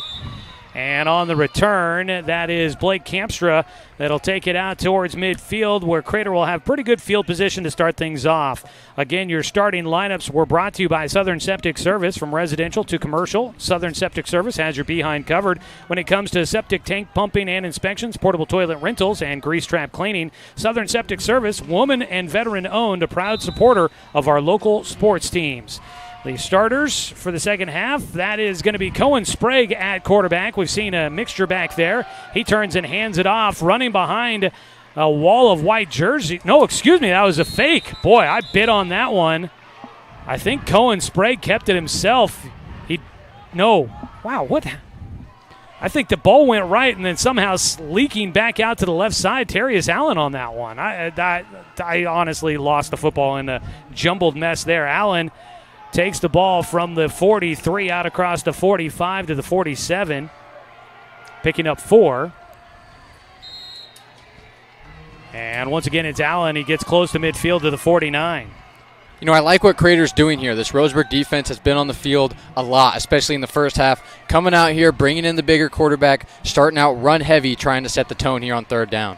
Going Pregame shotgun, calls for it. He hands it off, running right side. A lot of blockers out there on third and medium, and to the 48-yard line in Roseburg territory for Crater. It's short of the first down, and it's an early decision at 4th and 1. I think we know what the call is probably going to be here. 3-yard gain, and they quickly go to the line. Hand it off to Allen again, goes right up the middle. It is just across the line to gain to the 46. A pickup of 2. They needed 1, and that'll be enough for Allen to move the chains. And this is the form last week against Southridge with Sprague out there. They do this setup with 2 backs tight to the one side of the line of scrimmage, and they will run it that way. Now bouncing back to his left and just tripped up in the secondary. Terrius Allen takes that one to the 34-yard line. He picks up 12 on first down. And this Crater offense is getting ahead of steam, and they're running downhill. 10:22 to go here in the third quarter. Shotgun snap, hand it to Allen. No, excuse me, this is Campstra running left side. A little bit bigger back, gets stood up just across the line of scrimmage. He'll gain short yardage to the 32, picking up 2 yards on first down.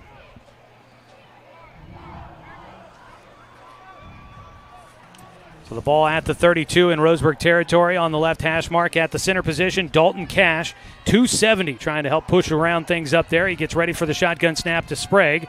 Sprague moves Campstra in motion. Penalty flags out. A lot of motion there before the play. Saw a couple Crater guys jump before that ball snapped. You get that a lot of times with pre-snap motion, especially at the high school level. Backs him up, and that is one of those keys that we talked about at halftime for either side. Here's Crater is. They've got a great drive going, and they shoot themselves in the foot, back them up, and make it 2nd down and 14. Yeah, now if you're Roseburg, you catch a break there with the false start penalty. Now you got a chance to get Crater in a 3rd and long situation. They haven't been great throwing the ball tonight. Big opportunity here. Loss of 5 on the penalty. Sprague hands it off, running up the middle, and Campstra gets it to the 31. Does a nice job of picking up 6, and it'll make it 3rd down and manageable here. The ball at the 31. They've got to get it to the 24. 7 yards to go. Sprague moves Campstra out of the backfield. High snap. He's going to run it himself up the middle. Spins out of 1, but he goes tumbling down. He couldn't stay on his feet. Coming up, Paxton Berg putting the hit on him to knock him off his feet. And down to the 29-yard line. A pickup of 2, and it's 4th down and 5 deep in Roseburg territory. Quarterback change here. They're bringing in Tremaine Smith. He's been more the passer tonight. So look for Crater to maybe make a play here through the air. This is gut check time if you're Roseburg. Got a chance to get your defense off the field. Got to get a stop here. Maddox spread out wide to the right side, trips that direction. There's some movement there at the line. Going to pass, going on the out route. It is caught out at the 24-yard line. That is right at the line to gain, and the initial sign is move the chains. No hesitation. They say that one a first down right off the get-go. A 5-yard pickup. That's all they needed, and that's all they get. I think that might have been Verstegen. No, excuse me, that was Godley on the catch. His first ball loose on the shotgun snap, and Smith falls on it as he's got pressure. Burwell there right on top of him. Both teams struggling to capitalize on great opportunities. We've seen Roseburg have fumbles. We've seen them turn the ball over. Now Crater has some penalties, putting themselves in 2nd and long situations. Both teams tonight just really struggling to find a groove offensively. So that is a loss of 8 on the sack, or excuse me, on the fumble. Smith is going to hand it off to Allen, running left side. He bubbles out, but grabbing some cloth and pulling him down. Colby Batchelor wouldn't let go. He slows him up. Burwell and Moon get there to help make the tackle and bring down Terrius Allen for a tackle for loss. That was a great play on defense. Now we got a situation here. It's 3rd and a long ways. Look for that deep pass and that one-on-one coverage on the outside. Loss of 5 on the play. And now they've got to get the ball to the 14. They're all the way out at the 37.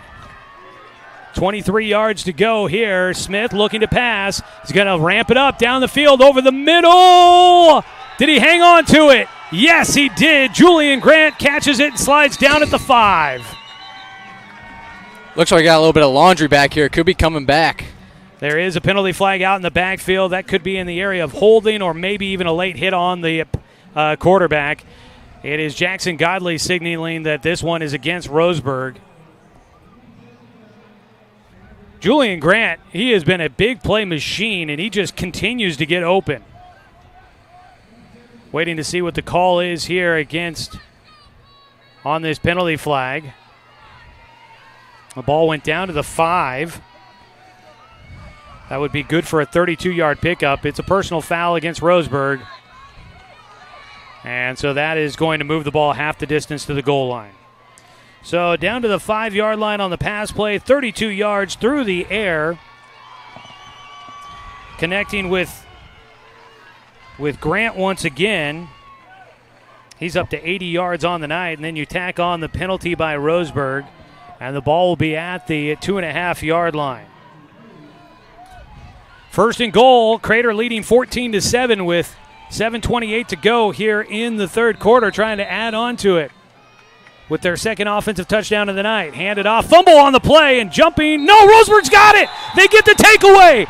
A misplay on the handoff, and coming away with the football, Graham Fisk will get the fumble recovery, and the Indians get a takeaway, their first of the night. Absolute chaos here this game. Both teams just don't want to put the ball in the end zone. We saw a turnover inside the 10 earlier. Roseburg finally gets a fumble inside the 5. They're able to bounce back. The life is back here at Finlay Field. Huge, huge break for this Roseburg defense after giving up that big 3rd and long.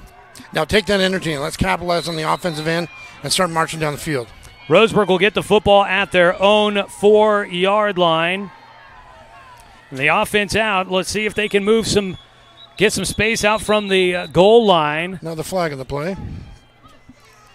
Roseburg starting at their own 4. The ball got out past the 5, it looks like, to about the 6-yard line.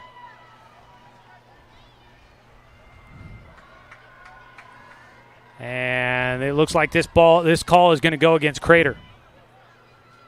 So they will walk it off 5 yards. Goes out to the 9-yard line. So Crater with the penalty.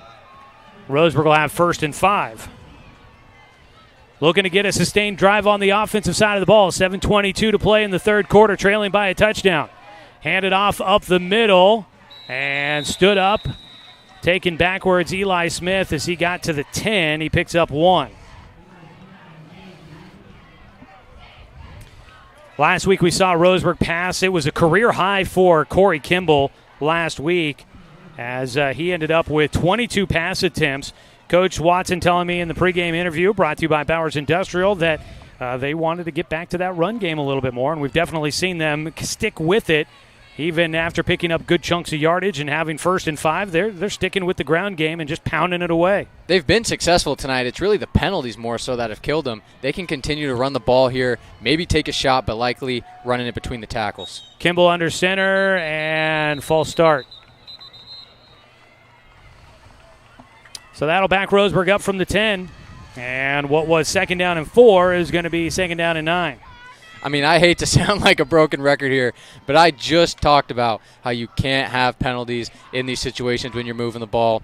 Another false start, another 2nd and long here for Roseburg, just shooting themselves in the foot all night. Been a frustrating one, that is for sure. And both sides have been getting hit with them. Both teams with a penalty on this drive alone. Started off with a Crater penalty. Now Roseburg gets one and backs themselves up to their own 5-yard line. Corey Kimball will be under center. 3 yards behind him is Eli Smith, just short of the goal line. 2nd down and 9. 2 targets either side of the field. Move rush in motion. It'll be a pitch to Rush. He's in the end zone. He will make with a first man miss, but he cannot break free. He'll only pick up about a yard to the 6.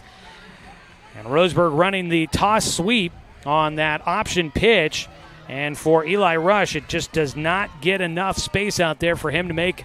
Well, actually, they move him out to the 8-yard line, so they give him a little bit better than what I thought. A 3-yard gain, but still not a lot out there for him. Caden Moon coming back into the game as well. Great passing weapon. Look for Roseburg to move it through the air here Third down inside the 10. First down would be big. So it'll be third down, 6 yards to go. They'll spread out 2 targets to the left side, 2 to the right. 1 man in the backfield, Kimball under center, looking to pass. He goes on the quick slant route. It's caught by Stedman. He gets to the 15, and that's a first down, Roseburg. It's a steady, reliable play, and I feel like this is what we've been seeing with Julian Grant on the other side. He's running that post down the middle of the field and seems to always be open for Trey Smith to find downfield. And for McLean Stedman, it's kind of the same. That just quick slant route, catch, and he's gone for maybe 6-7 yards. Well, when you have the speed like some of these Roseburg receivers, Moon and Stedman, both members of the school record 4x4 team, have to respect that speed as a DB, making it hard to guard those shallow slant routes. Third catch of the night for Stedman. Linebackers up near the line of scrimmage for Crater. Cohen Sprague, one of them, looking to plug gaps, and it's a keeper for Kimball. Gets around the edge. There's not a lot out there. He is wrapped up from behind. Sprague catching up to him, and Corey Kimball takes it out to the 30, and that is one of those big plays that Roseburg has been looking to get, a chunk play of 15 yards for the quarterback, Corey Kimball. This is what this Roseburg offense is supposed to look like when it's firing on all cylinders, using the short passing game, running between the tackles, allowing Kimball, a mobile quarterback, to use his legs, picking up big yards. First down and 10 from the 30, up the middle. Here goes Smith, and he loses the football but able to jump right back on top of it. He was close to breaking free, but it got poked out of his hands, and he belly flops on top of the football out to the 37-yard line. Close to breaking it free, but then we almost have a devastating turnover again, but glad we could jump back on it. 10th carry of the night for Eli Smith. He's got 55 yards on the evening. For that young man, he is getting close to kind of career-high territory. He's gone over 100 yards for the season. He's up to just 33 carries on the year. His first down run did go for 7 yards. Move a man in motion. That's Rush. And Kimball, he had defense in his face right away. Penalty flag out at the end of the play. Kimball is slow to get up, and he will get a hand. He does get up. That's good. Last year dealt with an injury that had him miss a game and a half for the Roseburg Indians, and Kimball looks like he is staying in this ball game. He was tackled at the 36-yard line. The flag looks like it might be going against Crater here.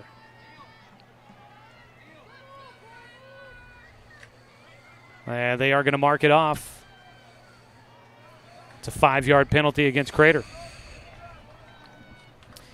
So they get the tackle for loss, but it's wiped out by the penalty, a 5-yarder out to the 41. And it does move the chains for Roseburg. They'll get the first down on the penalty. Pascal, the A-back on the left side of the line. Burwell on the right side of the line. Smith in the backfield. Stedman alone to the left. One man spread out wide to the right side. Kimball fakes the give on the dive. He takes it himself over the left side, the quarterback keeper. And he will pick up about 3.5 yards out to the 45. Pickup of 4 for Kimball. He's had 11 carries tonight. Tonight's ball game brought to you by Waldron's Outdoor Sports. Hunting season right around the corner. Check out hunting and fishing gear and supplies at Waldron's, now at a new location, 450 Northeast Stevens in Roseburg. Former Roseburg Indian football player Brody Black and his dad, they are the new owners there at Waldron's, so go support a former Roseburg Indian opening or continuing a business here in Roseburg. Great to see that. Second down and 6. Rush moves in motion from left to right. Pitch it to him. He gets the block on the edge from Burwell. That'll give him some space. Angles to the far sideline. Gets across the 50 before he slides down. A first down, taking it to the Crater 48-yard line. That'll be a pickup of 7 on the ground for Eli Rush, who is getting his most offensive night of the season. Rush had 5 carries for -1 yard on the year. Only 1 catch coming into this evening's game. It was for a touchdown from 41 yards out, but he's involved much more in the running game tonight. Of course, I took him off of my stat sheet that I have printed, so I have to write him in manually, but as soon as I take somebody off, that's when they're going to have a big offensive game.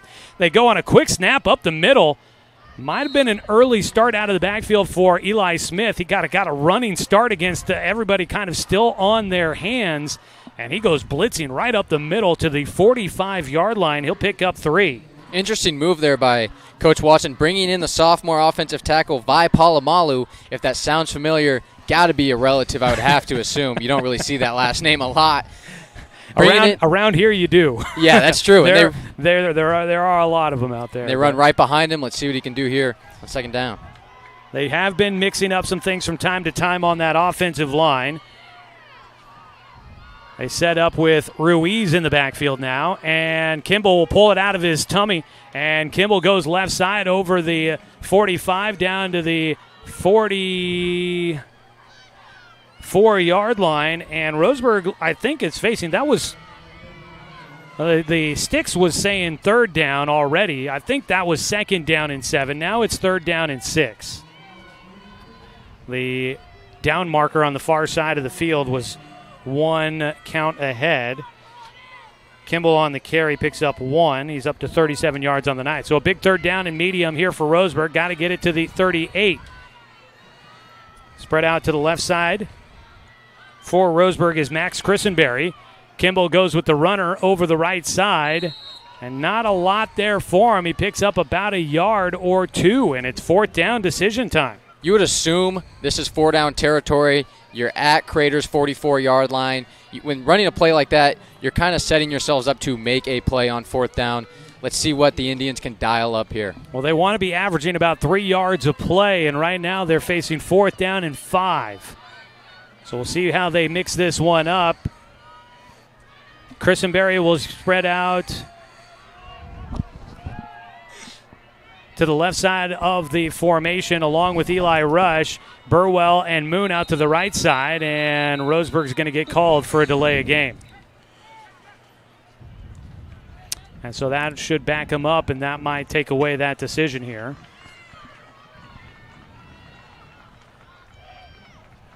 Frustration there on the Roseburg sideline as the ball get back to the 48. That puts it back at 4th and 10 now.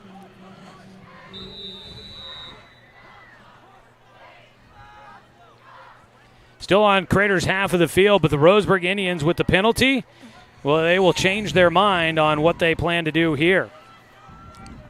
They'll bring out the punt team. Remy Huerta will be set up at his own 40-yard line to kick this one away.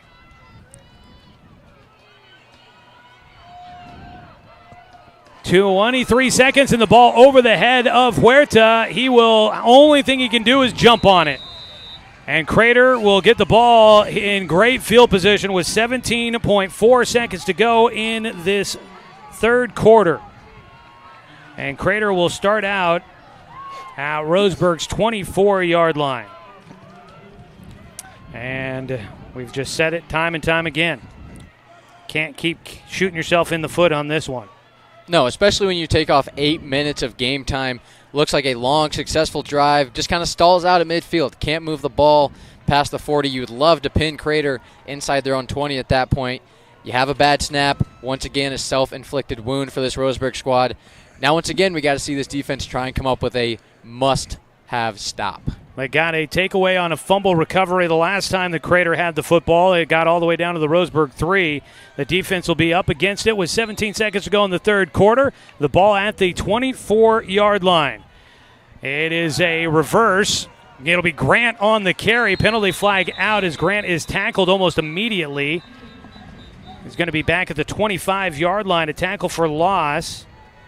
The penalty kind of looked like it was in the area of a possible hold. And it is against Crater. And that should back them up. We'll replay first down. Joey, what's the state record for most combined penalties in a game? Because I feel like we got to be getting close. It feels like every other play we got laundry on the field out here. Yeah, that is definitely how it is feeling at the moment. I wish I could tell you. I don't know the answer to that one. There may be somebody out there that has a good number on that, but I don't know. 2 targets spread out to the right side. Maybe a chance for 1 or 2 more plays. The clock will run on the whistle there, so this might be the last play of the third quarter. Trey Smith heaving it deep, goes to the end zone. Penalty flag out. The ball is picked off in the end zone. That is Paxton Burke. He's got the return. Clock runs out on the third quarter, and Burke gets taken down at the 39-yard line. A penalty flag out here. I'm almost wondering if there was a pass interference penalty as well, but there's no flag downfield either. Yeah, I would have thought that would be PI. Maybe the receiver tripped. Didn't get a great look there. Once again, though, we do have laundry on the field. This is a big-time call. We'll see how this one plays out here. But, yeah, I think it might have just been incidental contact as we watch the replay on the YouTube stream, which is just a little bit behind. They might be calling incidental contact just with the feet getting tangled up, and Paxton Burke might have his second interception of the season. The penalty flag is at the 33-yard line. It is against Crater. The penalty flag is going to be declined, and Roseberg will have the takeaway once again. And so Roseberg,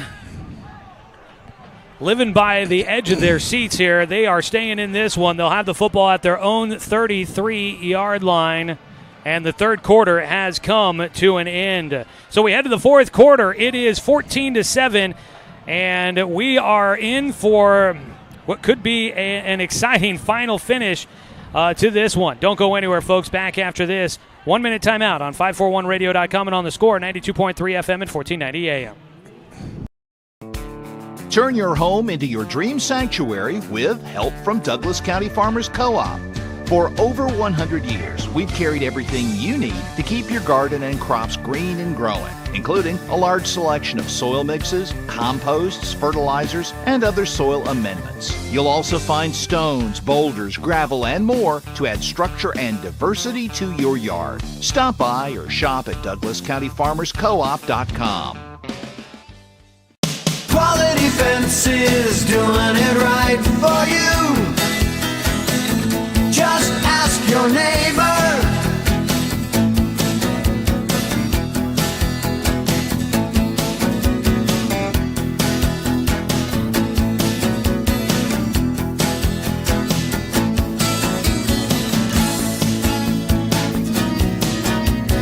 Quality Fences, doing it right for you.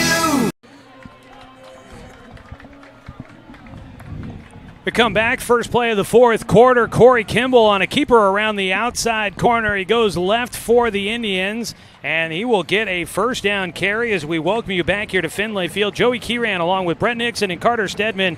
A 17 out to the 50-yard line, a 17-yard pickup on the ground for Corey Kimball there. And that puts him at 55 yards on the night. It's first down and 10. Roseberg at midfield, looking to try and tie this one up. They trail 14-7. We haven't had any scoring in a while. A scoreless third quarter is over the right side. Goes Kimball this time, and he'll pick up about 2 to the Crater 48-yard line. Scoreless third quarter. It was a kickoff return for a touchdown in the very first play of the game for Roseburg to get them on the board 7-6. They haven't scored since that.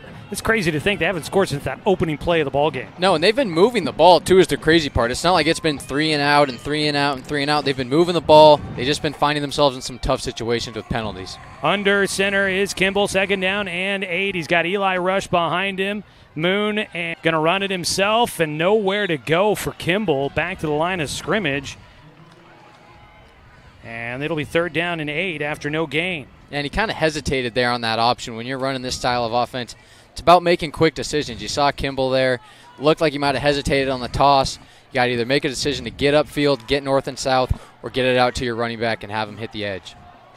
Tonight's game sponsored by Palm Wealth Management, a member of D.A. Davidson & Company, member SIPC. And by Gibbs RV Superstore. You got to get the Gibbs. Big third down here for the Tribe. 10:38 and counting in the fourth quarter. They trail by 7. Ball near midfield at the Crater 48. Kimball keeps it himself, goes over the left side, shed one tackler, leans his way forward to about the 40. Oh, not going to get that great of a spot. He is down at the 41-yard line, a yard shy of the line to gain. If you're Roseburg, you got to go for it here. This is exactly the situations you want to be in. Fourth and short, opportunity to move the chains here as we approach the 10-minute mark in the fourth quarter. Kimball on his 16th carry gets Roseburg so close to moving that chain. They need one, and this is quarterback sneak time for Kimball, and there's not a lot of pressure right over the top of him at center. You got to imagine, they're just going to go right over that center spot. He gets inside the 40. I mean, that's just easy picking right there. 3-man front from Crater. They don't put a lot of pressure right over center, and Corey Kimball, who even with guys in front of him can move the pile a couple of yards, easily gets the first down. Yeah, it doesn't make a lot of sense on the defensive call there. Seems like you stack the box there and make that a hard play. That was kind of an easy pick it up for us. First down on the 2-yard carry for Kimball. Just to add on to there, Coach, after that fourth down, Crater brings on Louis Palaccio, 310 pounds. You think that's a guy they want on the field on fourth down? 100%. Pascal moves to the right side, set up in the slot, out wide. And now we've got another keeper. Kimball has taken it every single time on this drive, and he goes over the right side to move it to the 34-yard line, picking up 5. Yeah, and Kimball's doing a great job of falling forward. A lot of times as a runner, you want to be able to pick up that extra yard or two, especially when you're playing this brand of football. Great job there by Kimball.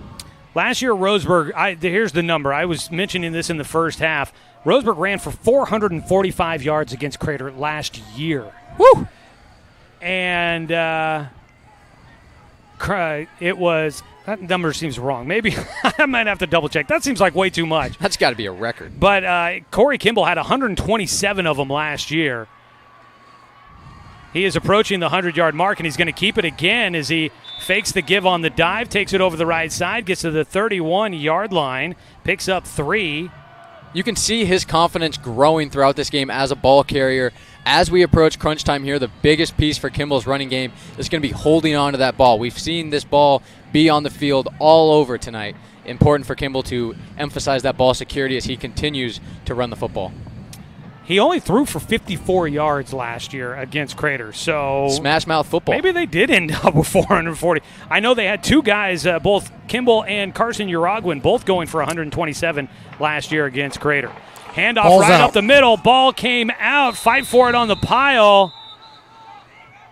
It was a handoff to Smith running right up the middle. Yeah, he got a linebacker, popped him right there in the hole. The ball came out. They are trying to unstack him on the turf. Everybody, of course, pointing as if they have received the football.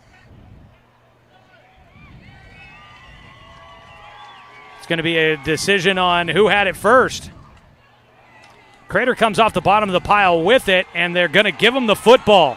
Crater gets the takeaway on the second fumble, third turnover of the night for Roseburg. Well, gentlemen, really am I left speechless, but I'm not sure what else we could say at this point. So the Crater Comets will come away with it. I believe it might have been Singery that had the football as he got off the pile, so we'll give him the fumble recovery. And this is just a game where the defenses have been dominant and taken the football away. Crater will have the football at Roseburg, or at their own 32-yard line, it looks like. Actually put it at the 33. We're just staying in the middle of the field and just handing the ball off to each other. So that is the fumble by Smith. And now a handoff. Things are wide open. Coming up, making a hit is Burke, but couldn't wrap him up. And now it's a foot chase. Terrius Allen down the sideline, going to break free. There is a penalty flag out on the near sideline as Allen goes into the end zone for the score. If it stands, it's going to be 67 yards. A penalty flag on the near sideline. It was kind of as the official was following it. Now another penalty flag. If the official already threw his penalty flag, so now he tosses his hat. This could be unsportsmanlike. As a lot of celebration out of Crater on the play. Yeah, no matter really the result of this play, that's what you get when your defense is on the field so long. Eventually they're going to give. You see the big run there. It'll be interesting to see how this call by the official impacts the play. 67-yard run for Terrius Allen for the score. Waiting to find out. I think we had a couple of penalty flags. I don't see one on the sideline, but I was kind of wondering if it was going to be a sideline either warning or violation against Roseburg, because the official didn't throw it out into the field of play.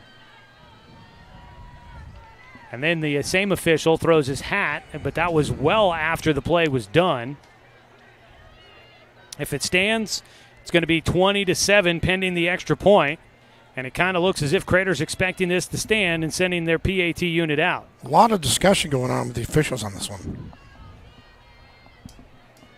You know, Joy, I hate to put you on the spot, but maybe a little announcer's jinx on that play, talking about keeping the ball in the middle of the field. Very next play, we have a 60-yard touchdown. I'm good at that. Yeah, I'm real good at that. Tonight's game brought to you by McClendon Smokehouse, a family-owned meat shop and smokehouse, offering a wide selection plus fresh produce, baked goods, and a general grocery selection. Stop by on West Harvard Avenue. And as we wait, one more official rolls up, another official will roll up, and they're all getting together. Only thing they're missing is a picnic blanket out there. It's as if they just don't ever get the chance to see each other. They continue to talk here as we wait. Right now it's looking as if this touchdown might stand for Crater. They are, I give them credit as they're at least making sure that they hopefully will get the call and figure out the ensuing yardage correctly. It was sideline either interference or warning against Roseberg. And then a dead ball foul, unsportsmanlike.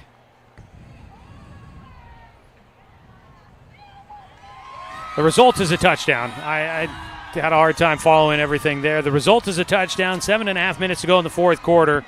Terrius Allen breaks free. After fumbling on his last carry, he gets a touchdown run, springing free, bouncing off a tackle attempt by Paxton Burke. And now the PAT coming.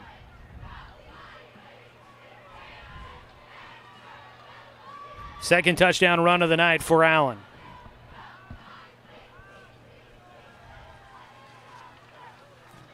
The left-footed kicker, Ben Warner, will look to put it through the upright. Last week, it was Jackson Godley that served as last game, and they had the bye week last week for Crater, so it's been 2 weeks ago. It was Jackson Godley that did the PAT kicking.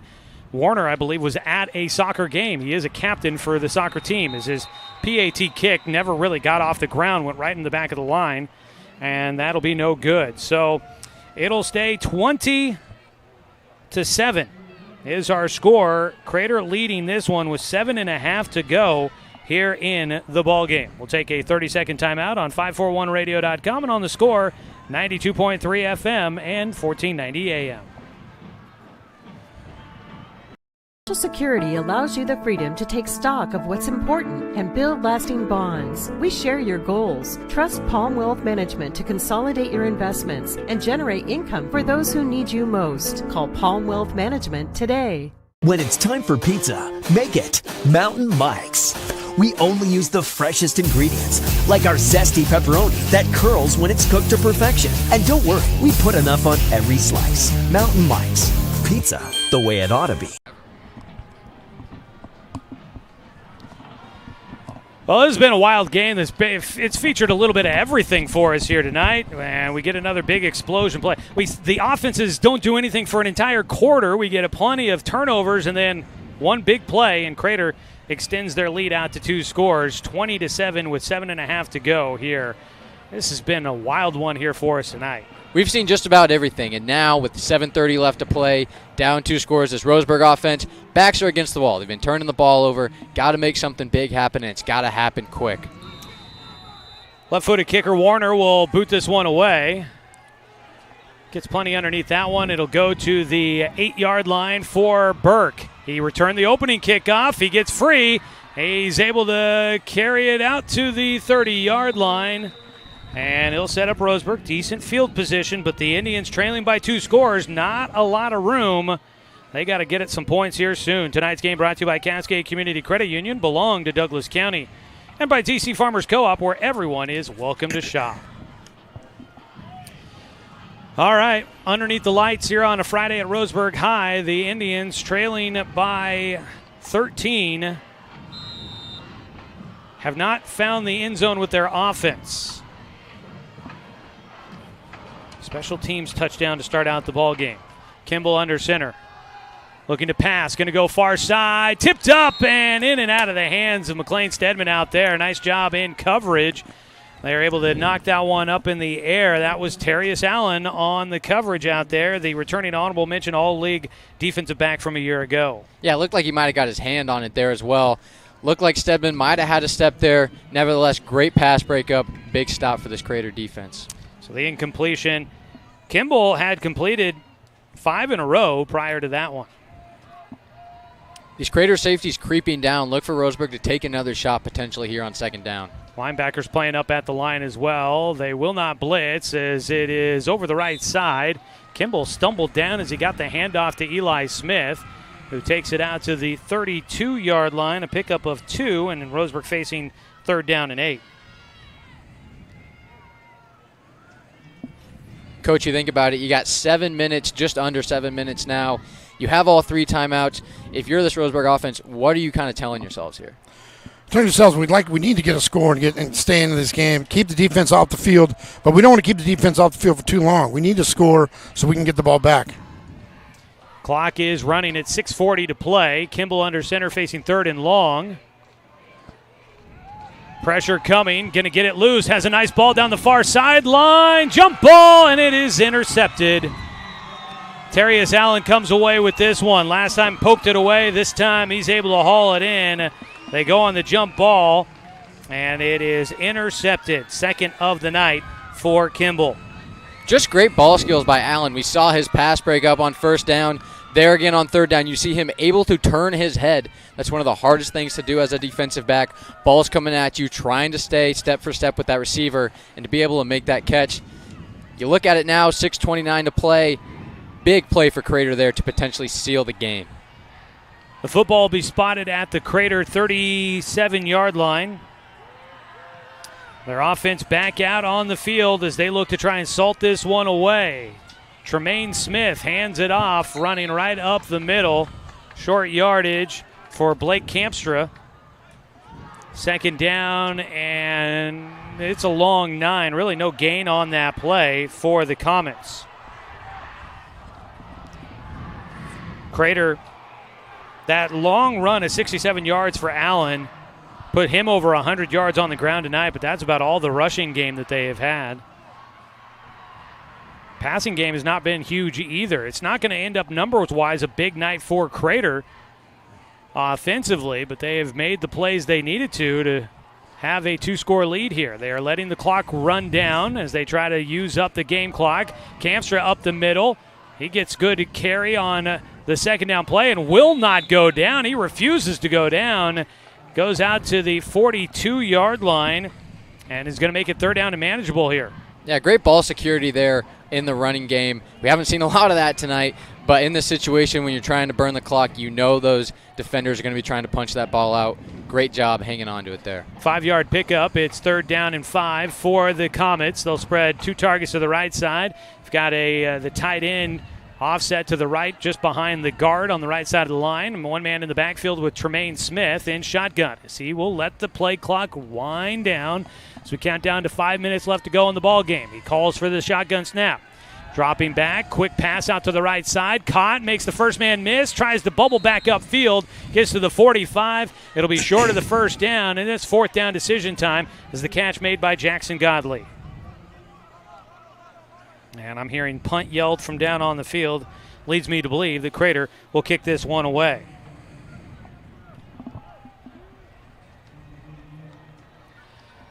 Crater can continue to let the clock wear down, and they may even take a delay of game penalty here.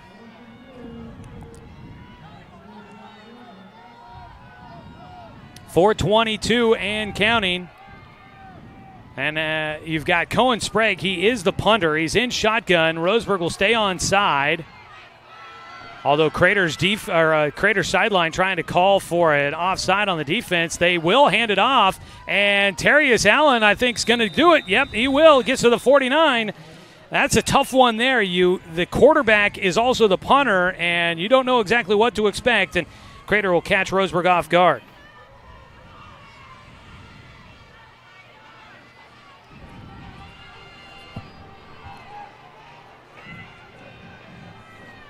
So it'll take it out to the 49-yard line. Still on Crater's half of the field. There's a pickup of 4 by Allen.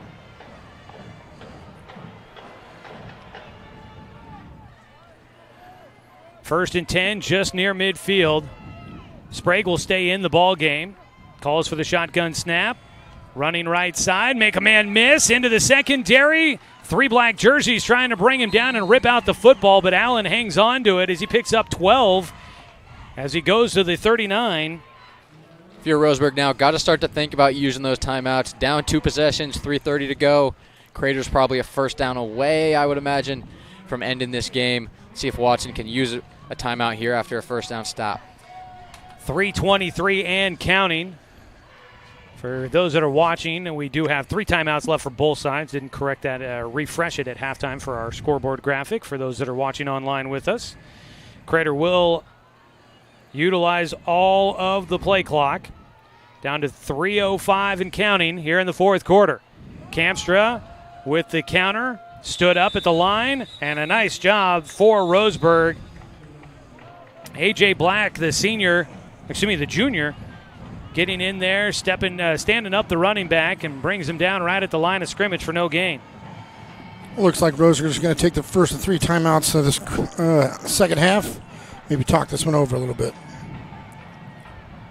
They do call the timeout down there, so we'll take one as well. 30-second timeout here on 541radio.com and on the Score, 92.3 FM and 1490 AM. County is your home, but no matter where life takes you, Cascade Community Credit Union will be there whenever you need us. Through every adventure, we'll be there with access to over 30,000 no-fee ATMs worldwide. Through every triumph, we'll be there every step of the way with a home mortgage. And through all life's little quirks, we'll be there with one-on-one support to get you back on the road in no time. Neighbors are there for each other, and that's exactly who we are. Cascade Community Credit Union, there whenever you need us.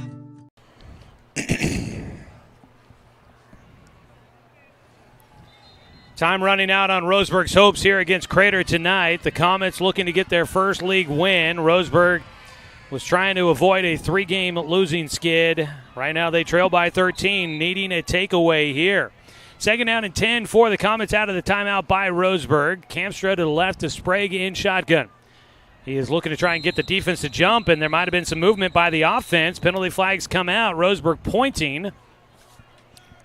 And Crater unable to stay in their position as they tried on the hard count to get Roseburg to jump. So that'll back them up.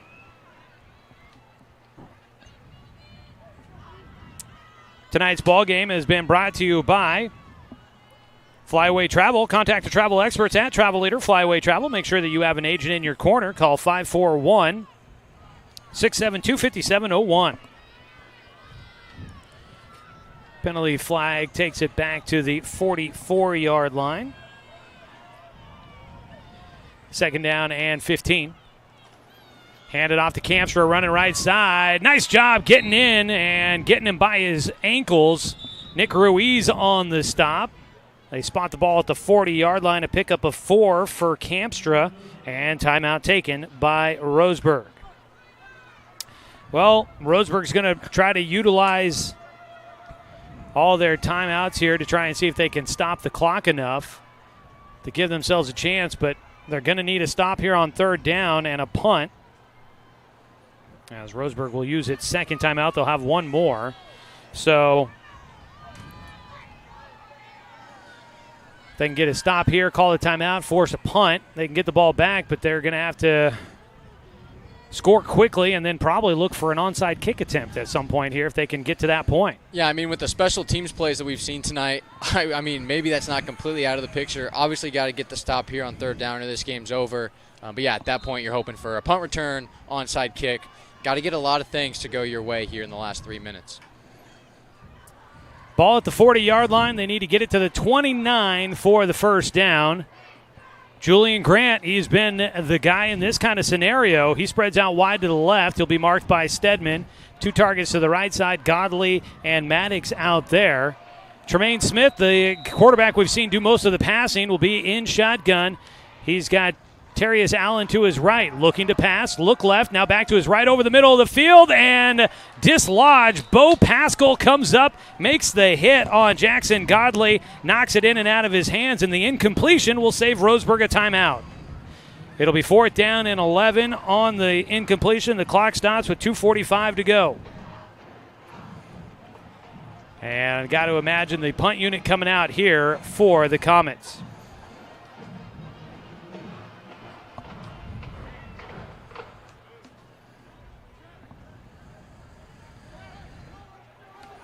Cohen Sprague, as mentioned, will do the punting. He backs up a little bit further than traditional shotgun for a quarterback. Gets the kick away, but a penalty flag came out as he was receiving the shotgun snap. So looked like they were trying to go for a little bit of a pooch kick look there. We've seen teams run it before, most notably Washington back in with Jake Browning. They ran that a lot. We see offensive now. You line up in an offensive formation, then your quarterback kicks it, but it looks like we had some sort of formation penalty there on Crater.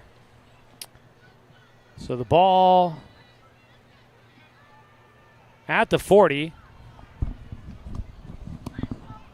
Both teams have made their way to their respective sidelines here. It looks like Crater must have used a timeout. That says they've got 2 up on the scoreboard. With that break in the action, we let you know tonight's game brought to you by Barnes Heating and Cooling, your complete energy company. Visit barnesheatingandcooling.com or call them at 541-459-1545. Let's go ahead and pause real quick for station identification. This is Roseburg football on the score.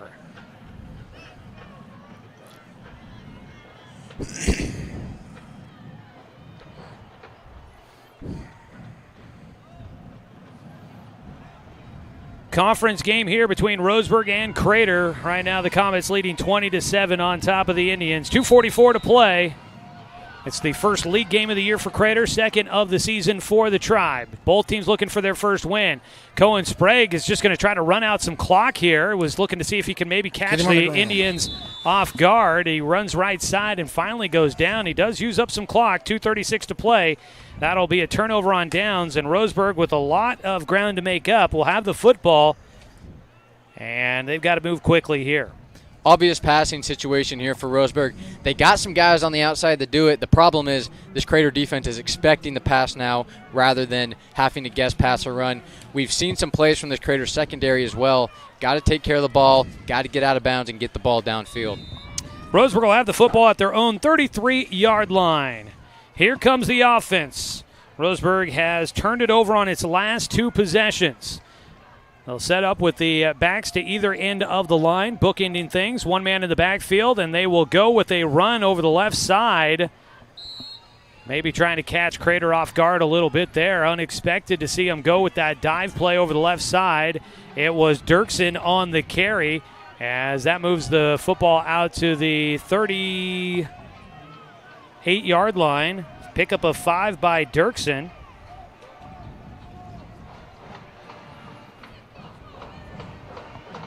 And it'll be 2nd down and 5. Looking to pass here. Kimball, some time, rolls out of the pocket, looking downfield. He seems to be limping a little bit. He'll throw it down, and it's nearly picked off into a whole host of jerseys. Had Burwell and Stedman in the general area, but a lot of guys there. And Kimball is crumpled to the ground here on the near sideline. As he was rolling out, he looked like he was a little bit limping, and he will limp off to the sideline. I didn't see anything prior to that play that would have indicated that Kimball was hurt, so you wonder if it's some sort of non-contact injury, if he tweaked something there. Didn't see a lot before that play. He's been running the football a lot, so could definitely think that it could just maybe be something that dinged him up, but he does get some help to the bench and is sitting there. Eli Smith also sitting on the bench. Might be why we saw Dirksen on the last possession or the last run carry. So maybe some guys getting dinged up for the Tribe. Kimball on the bench getting attended to by the trainer, Lindsey Cockerham. So it brings in Caden Moon, the junior. Will drop back, looking to pass. Wipes his hand off before he throws, and his throw is short. Intended near side. He was looking the direction of Emery Hertini. Always a hard spot there for the backup quarterback trying to make a play. He comes in, you're trying to go 2-minute drill. You probably aren't super familiar with the playbook. Tough situation here for Caden Moon. Yeah, guaranteed this time of the game, he thinks he's going to be a weapon on the outside. Turns out, has to replace a starting quarterback, and now he's got to try to sling the ball around the yard. It's 4th down and 5. Moon was rolling out to his right in that possession and ended up putting the ball in his left hand, cradled it there while he gave himself a second to wipe off his right hand on his pants before he made that throw. Still didn't quite get enough of it, and timeout taken by Roseburg. They'll use their final timeout here in the 4th quarter. We're going to go ahead and take the break as well. A 30-second timeout. We'll come back to finish this one out for you from Roseburg High School. It is 20-7. Crater in front on 541radio.com and on the score, 92.3 FM and 1490 AM. The Umpqua Family Reunion. Most people are very familiar with our special ice cream flavor of the months. But did you know that our ice cream is a direct descendant of our milk family, including our newest family members, the organic family of products? Throw in a few more family members, including cottage cheese, sour cream, and whipping cream, and you're going to need a larger shopping cart. And of course, Aunt Gladys loves each and every family member equally. We're Umpqua Dairy, Oregon's favorite dairy family for almost 90 years. Some positive thoughts here and put him out. Well, it is 4th down. Roseburg using a timeout to make sure they've got the play drawn up the way they need it. It is Caden Moon out there, the backup quarterback, Corey Kimball, the senior quarterback on the bench. Moon looking to pass, and he loses the football as he was trying to throw a grease pig on the ground, and it is corralled by Crater. They will get the stop jumping on the football for the Comets. That was defensive lineman Parker Kinke that jumps on the football, and it'll be a turnover once again. That is the 4th turnover of the night for Roseburg. And Crater now, all they've got to do is run this one out. Yeah, like we talked about before, tough break for the backup quarterback. Hasn't played in that position the whole game. Coming in, trying to lead the team down the field. Just a tough break. Moon, the JV quarterback last year, they like a lot about him. He's behind a senior at the quarterback position, and so they've been using him as a defensive back and a wide receiver. As Tremaine Smith will take a knee, that'll start the clock. Roseburg cannot stop it with no timeouts left, and so that will get things moving here. And Roseburg will just have to watch as Crater will get their first win in league play. Actually, they must have had a penalty there. They back it up 5 yards, back to the 38-yard line.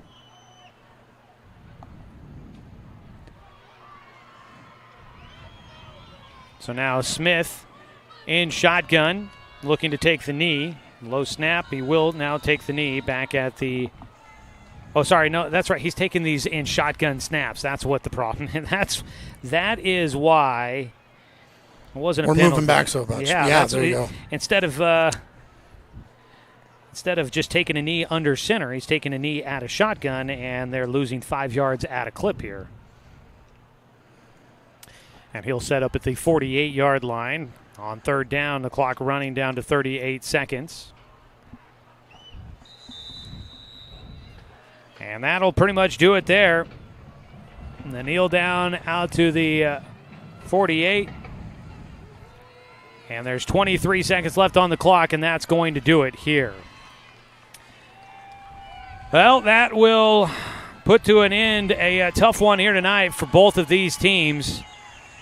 But Crater makes enough plays to be able to get the win here tonight, as it was a game filled with turnovers, special teams mistakes, and a lot of laundry on the field here tonight in this one.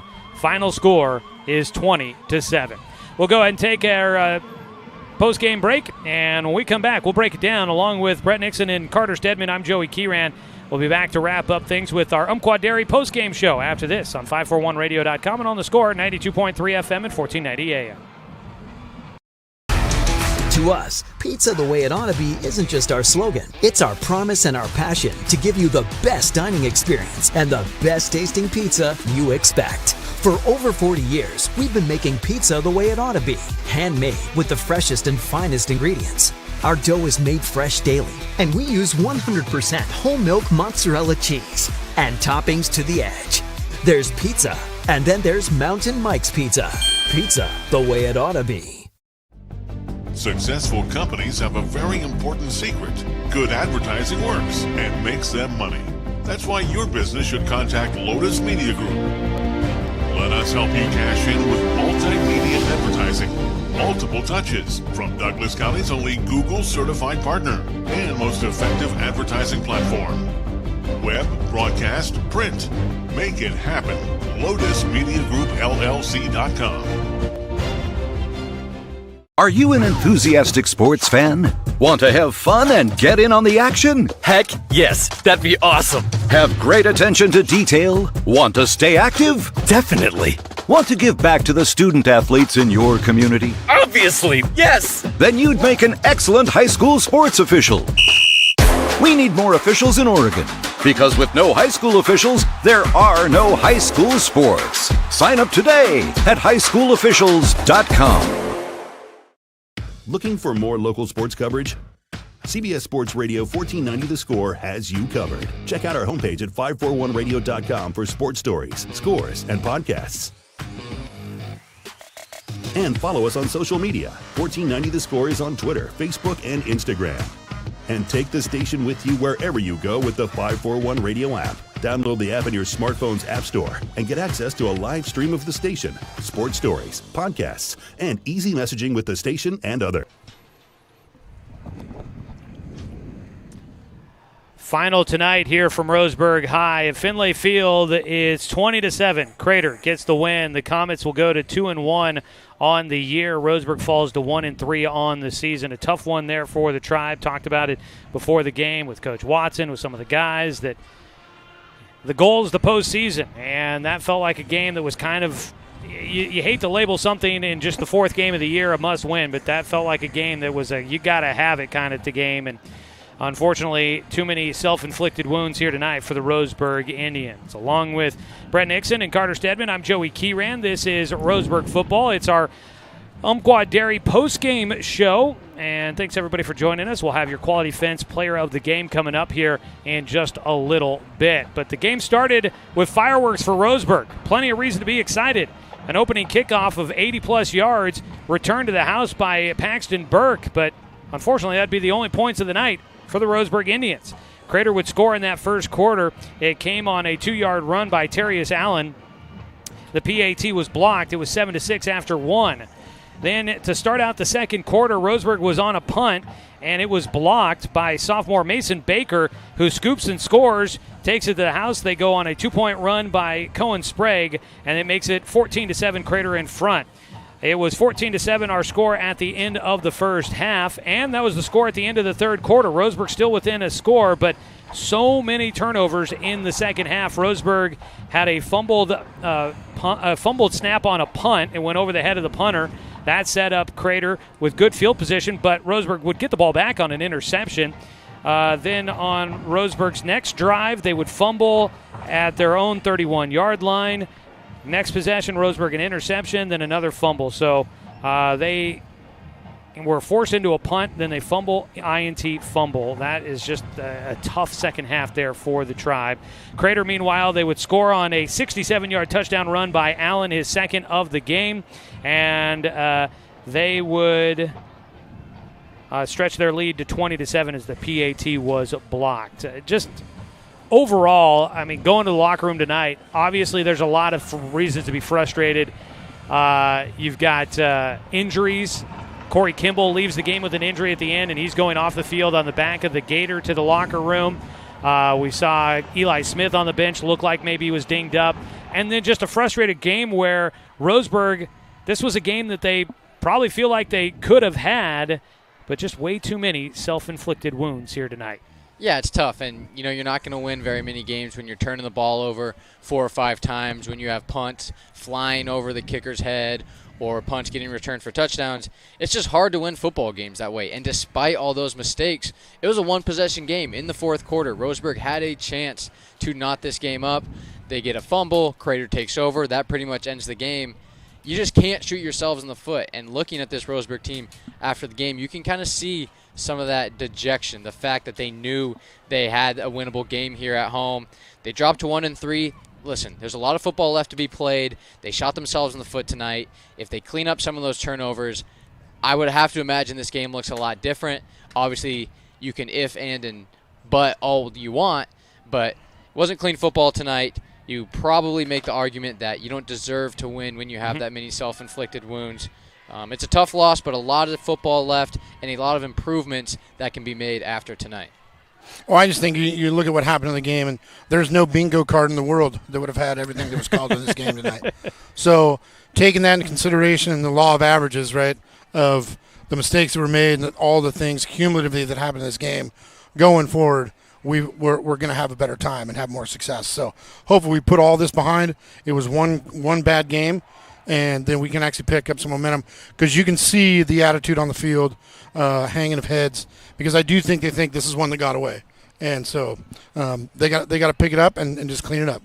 It's not going to get much easier next week. Thurston on the road in Springfield for Roseburg. That'll be a tough one there. And we will obviously this week get ready. We'll see, hopefully maybe get some updates on some injury news. There's maybe some guys dinged up. We'll hopefully see those guys back at practice here this week for Roseburg. We got to get in one more break here on the Umpqua Dairy postgame show. When we come back, we'll see if we can maybe throw together a couple of quick statistics and some other scores and our final thoughts on this one tonight. The Roseburg Indians fall to Crater 20-7. This is the Umpqua Dairy postgame show here on 541radio.com and on the Score, 92.3 FM and 1490 AM.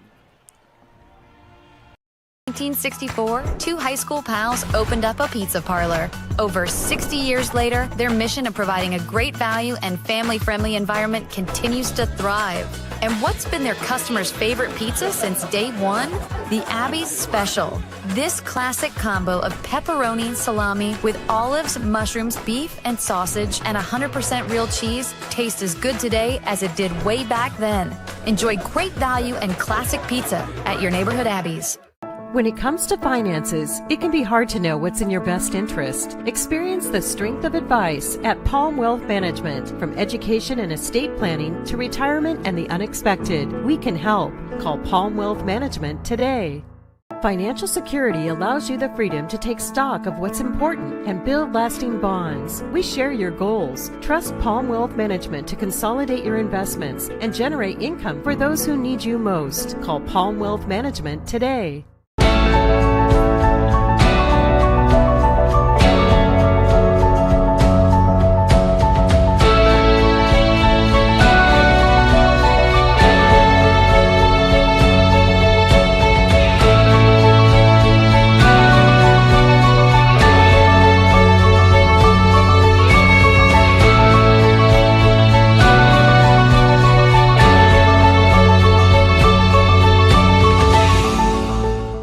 In today's big box store.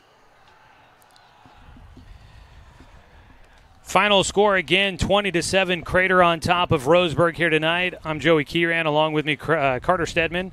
I'm surprised I didn't call you Crater Stedman at any point here tonight, or McLean Stedman, by the way. But Carter Stedman here, along with Brett Nixon, as well as we bring you Roseburg football tonight here at Finlay Field. Let's take a look here. Corey Kimball tonight ended up with a couple of interceptions. Didn't throw one until last week. Having a couple here tonight. Ends up going, let's see here, he goes 6 for 11 through the air for 37 yards. On the ground, Kimball ended up with 72 yards on 19 carries. And Eli Smith had 60 yards on 13 carries tonight, but had a couple of fumbles for Roseburg. Caden Moon had one. Eli Smith also with a fumble, and Corey Kimball with one. And then, so 5 turnovers total for Roseburg here tonight. Tough there. On the other side, Trey Smith, he ends up throwing for 59 yards. He completes 5 passes out of 12 attempts. Did throw an interception. 3 catches for Julian Grant for 80 yards. On the ground, Terrius Allen, he carries for 18 times, 125 yards. He did lose the ball once on a fumble, but he does score 2 touchdowns tonight, finishing with 125 yards on the ground. That is some of the highlights here tonight. We'll have our quality fence player of the game here in a moment. But, guys, final thoughts here. Moving forward, it's another big test. Thurston next week, a team in the top 10 in the coaches poll. Got to go on the road.